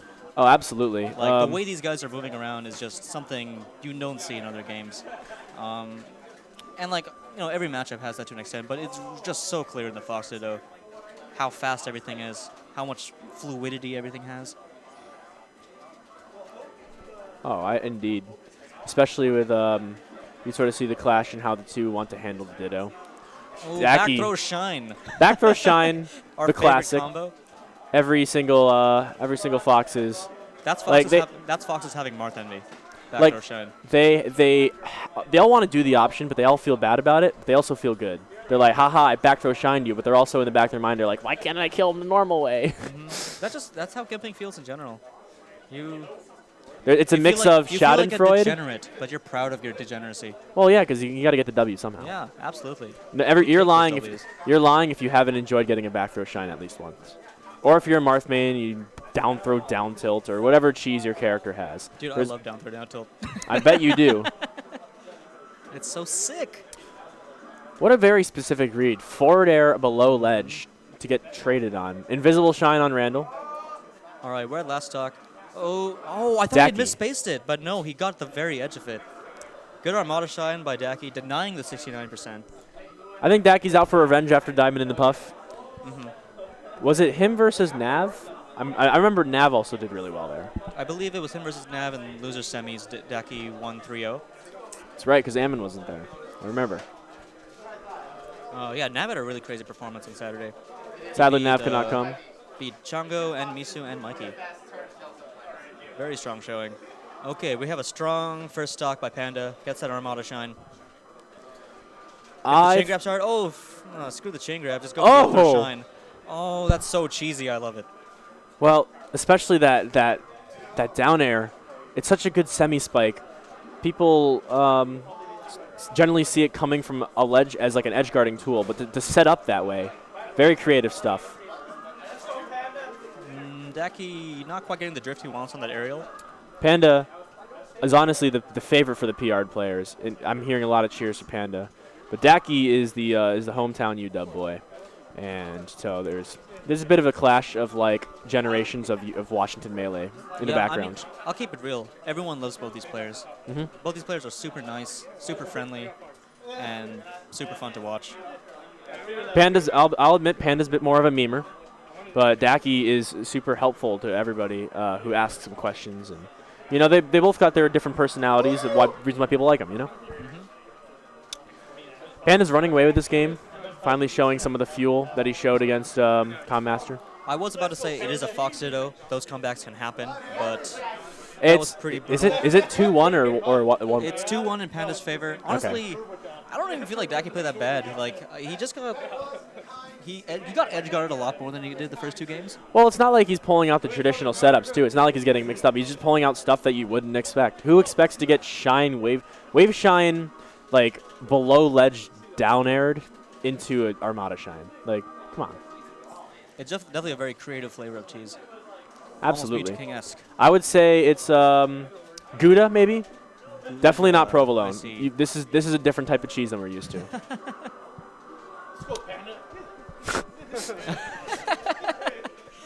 All right, Daki taking that stock clean. He's got 10% on him. Brandon Running applying up the throw. pressure. Ooh, misses the dash out of that grab, and Daki will get out. Daki's doing a good job at catching Panda's cross-ups. We saw him soft hit nair through Panda's crouch cancel. Sorry, Daki's crouch cancel. One But thing I'm noticing is that Daki is getting the wrong read almost every time on Panda's landing. I think he's over-reading what kind of drift Panda's going to go for. yeah, oftentimes Panda's just overshooting. He's Yeah. holding forward. He likes doing. He's a forward holder. Daki's making kind of hard reads on where Panda's going to end up. He's going for kind of small hitbox. Like I've seen him like go for grabs on like these landings from full hop height. Yo, oh, save me a slice, please. The TNS cake is coming out. Okay, nice dash attack to catch that landing. Damn, I want some cake. Ooh, with the low angle forward tilt to edge guard that? The kids call that a daft. So, the new generation of Melee coming out with Daki. Nice up tilt to catch that aerial. Okay, wave dash back to stay safe. Not able to keep up the pressure, but at least Brandon's in the corner now. I'm very surprised that Daki didn't go for the. Oh! Daki hits him with the crotch hitbox. Very deep Armada Shine. Nair. Surprised he didn't go for something that would combo more, but good to go for damage. Okay, oh, good, getting the Daki. Oh, that Shine Bear was supposed to hit another direction. Daki is heating up. Like he's. Like I think that set with Calm Master is just like hand warmers. Yeah, honestly, this match kind of looking like the previous match, but in the other direction. Although Panda you see that tech holding on skill? a bit more. The slowest walk in the game. And that'll be it. Good Shine Spike by Daki. We're going to Game 5. I'm feeling an FD pick. I'm feeling somebody's going to FD. They've won on Yoshi's. They won on. I feel like neither of these guys like FD. Like. No, yeah, you're right. This, you're right. This doesn't surprise me. Like FD, these guys, they don't want to play chain grab dittos. Well, yeah, but there's other stuff you could do. You could do up throw, shine, up smash. But they're not going to intentionally go for suboptimal stuff either. Well, okay, fine. Brandon goes for intentionally suboptimal stuff. Did you watch that set versus Bladewise? That entire set was suboptimal things. Wait, no, not the entire set was suboptimal things. Another back throw shine. There were a few highlights that were suboptimal things, but by and large, Brandon was just choosing strong positions. Agreed. Another very optimal option, back throw shine. Double shine. Oh! I really thought he was about to shine him. So cool. Looking like Falco Lombardi. Yeah, not a suicide spike you see very often. But if it works, it works.